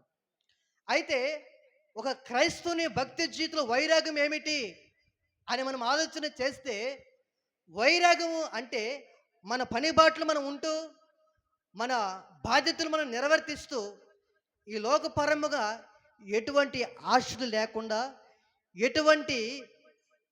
ఎటువంటి ఆశలు చిగురింప చేయబడకుండా, ఒక రకంగా చెప్పాలి అని అంటే అవన్నీ వ్యర్థము అనుకునేటువంటి విధానమే వైరాగ్యం. అవన్నీ వ్యర్థం అనుకునేది వైరాగ్యం.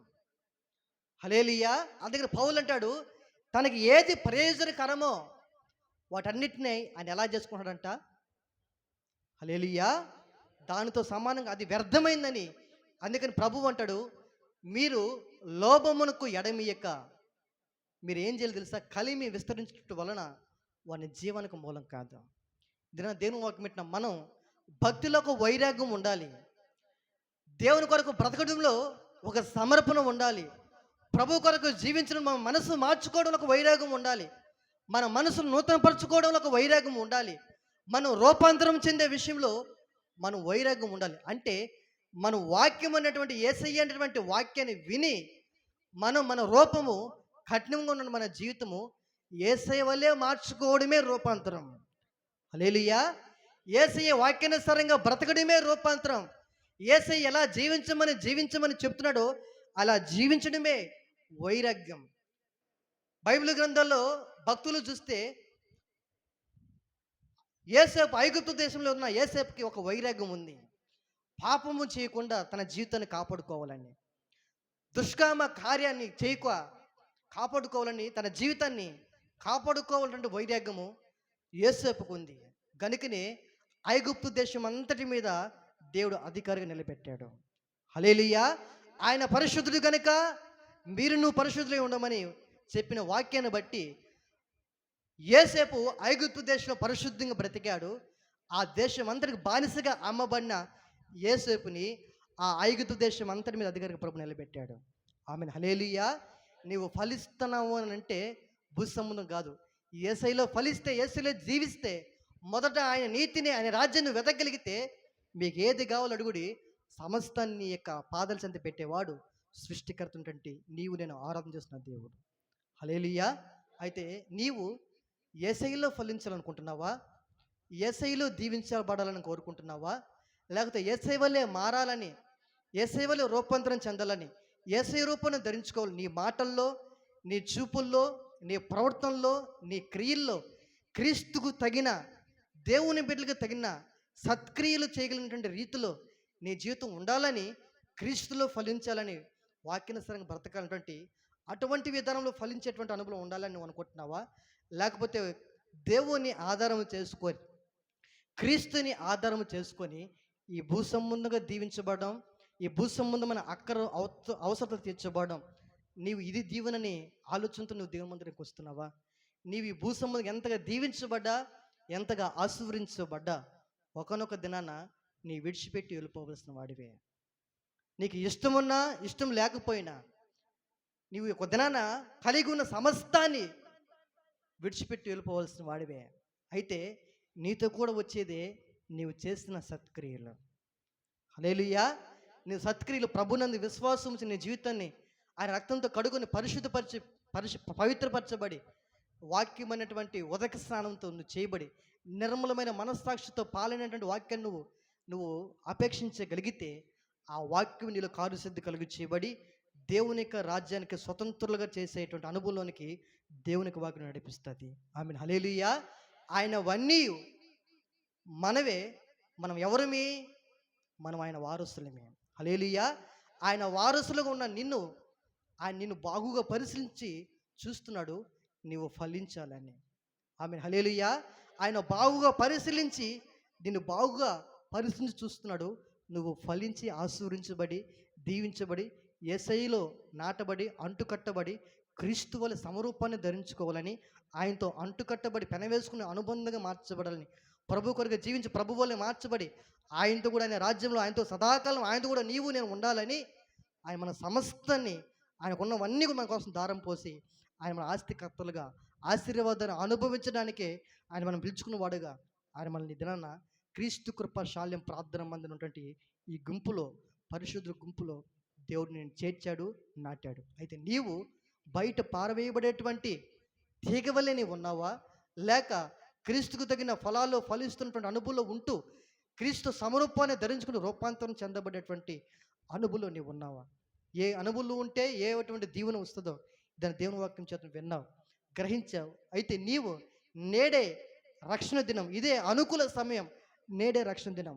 నువ్వు చేయవలసింది తీర్మానం. ప్రభువా, నా జీవితంలో మనుషులను బట్టో, వ్యక్తులను బట్టో, పరిస్థితులను బట్టో నా జీవితంలో నిజమైన దేవుడు మిమ్మల్ని ఎరిగిన నిజమైన ద్రాక్షవల్లిన మిమ్మల్ని విడిచిపెట్టి నేను ఫలించలేని స్థితిలోనికి వెళ్ళిపోయా. హల్లెలూయా. అయితే ఇదనా నీ వాక్యం ఉన్న నా జీవితంలో నేను నీ కొరకు నేను ఫలించాలి ప్రభువా. ఆమేన్. హల్లెలూయా. ఎలా ఫలించాలి? క్రీస్తుకు తగిన ఫలాలను ఫలించాలి ప్రభు. నా మనసు మార్చబడాలి, నా మాటలు మార్చబడాలి, నా చూపులు మార్చబడాలి, నా ప్రవర్తన మార్చబడాలి. వాక్యం నిర్మలమైన మనస్సాక్షి యథార్థమైన మనసుతో విని నీ వలే మార్చబడుతూ నీ కొరకు బ్రతికేటట్లుగా నన్ను దీవించి ఆశీర్వించు ప్రభువా. ఈ తీర్మానాలను స్థిరపరచు, నీ కొరకు బ్రతక రూపాంతరం చెందాలి, వైరాగ్యం కావాలి ప్రభు అని ఈ కడవరి దినాల్లో, వాక్యం కరువైపోతున్న దినాల్లో ఏర్పరచబడిన వారి సహితమే అపవాది మోసగిస్తున్నటువంటి ఈ భయంకరమైన దినాల్లో వాక్యం కరువైపోతుంది. ఆయన రాకడ సమయాల్లో విశ్వాసుల్లో భూమి మీద విశ్వాసము కనుగొందునా అంటే ఈ విశ్వాసుల్లో సహితము విశ్వాసమే లేకుండా కనుమరుగైపోతున్నటువంటి దినాలు. నీలో ప్రారంభపు దినాల్లో వాక్యం నీ ఎద్దకు వచ్చినప్పుడు నీకు ఉన్నటువంటి విశ్వాసం ఎలాంటిది, ఇప్పుడున్న నీ విశ్వాసం నీకు అలాంటిది. నువ్వు దీన దశలో, నీ అక్రతలో, అవసరతలు ఉన్నప్పుడు నీ ప్రార్థన, నీ మనసు దేవుని మీద ఉండడం ఎలాంటిది, నీ అవసరత తీర్చబడిన తర్వాత నీ మనస్సు ఎలాంటిది. అయితే ఆయన రాకడ సమీపిస్తున్న కొలది భూమి మీద విశ్వాసం కరువైపోతున్న వాక్యం సెలవిస్తుంది. అది నీలో వాక్యం వినాలంటే ఆశలు చచ్చిపోయాయా? ప్రభు కొరకు బ్రతకాలంటే ఆశలు వాడబడిపోయాయా? అయితే దాన్ని నువ్వు తీర్మానం చేసుకో, ప్రభు కొరకు బ్రతకాలని, ప్రభు కొరకు జీవించాలని. అలా తీర్మానం కలిగి ఉంటే ఆశ కలిగిన ప్రాణం ప్రభు దేవుడు తృప్తిపరిచే దేవుడు ఉన్నాడు. అటువంటి విధానంలో ఈ వినికిల్లో ఈ మాటల్ని అలాగూ దీవించి ఆశీర్వదించి ఫలింపచేసి క్రీస్తులో అంటుకట్టబడి నాటబడి ఫలింపచేసి ఆయన రాజ్యంలో నివసించిన ప్రభు కృప చూపును గాక. ఆమేన్. ప్రార్థన చేసుకుందాం. అందరూ మోకరిద్దాం.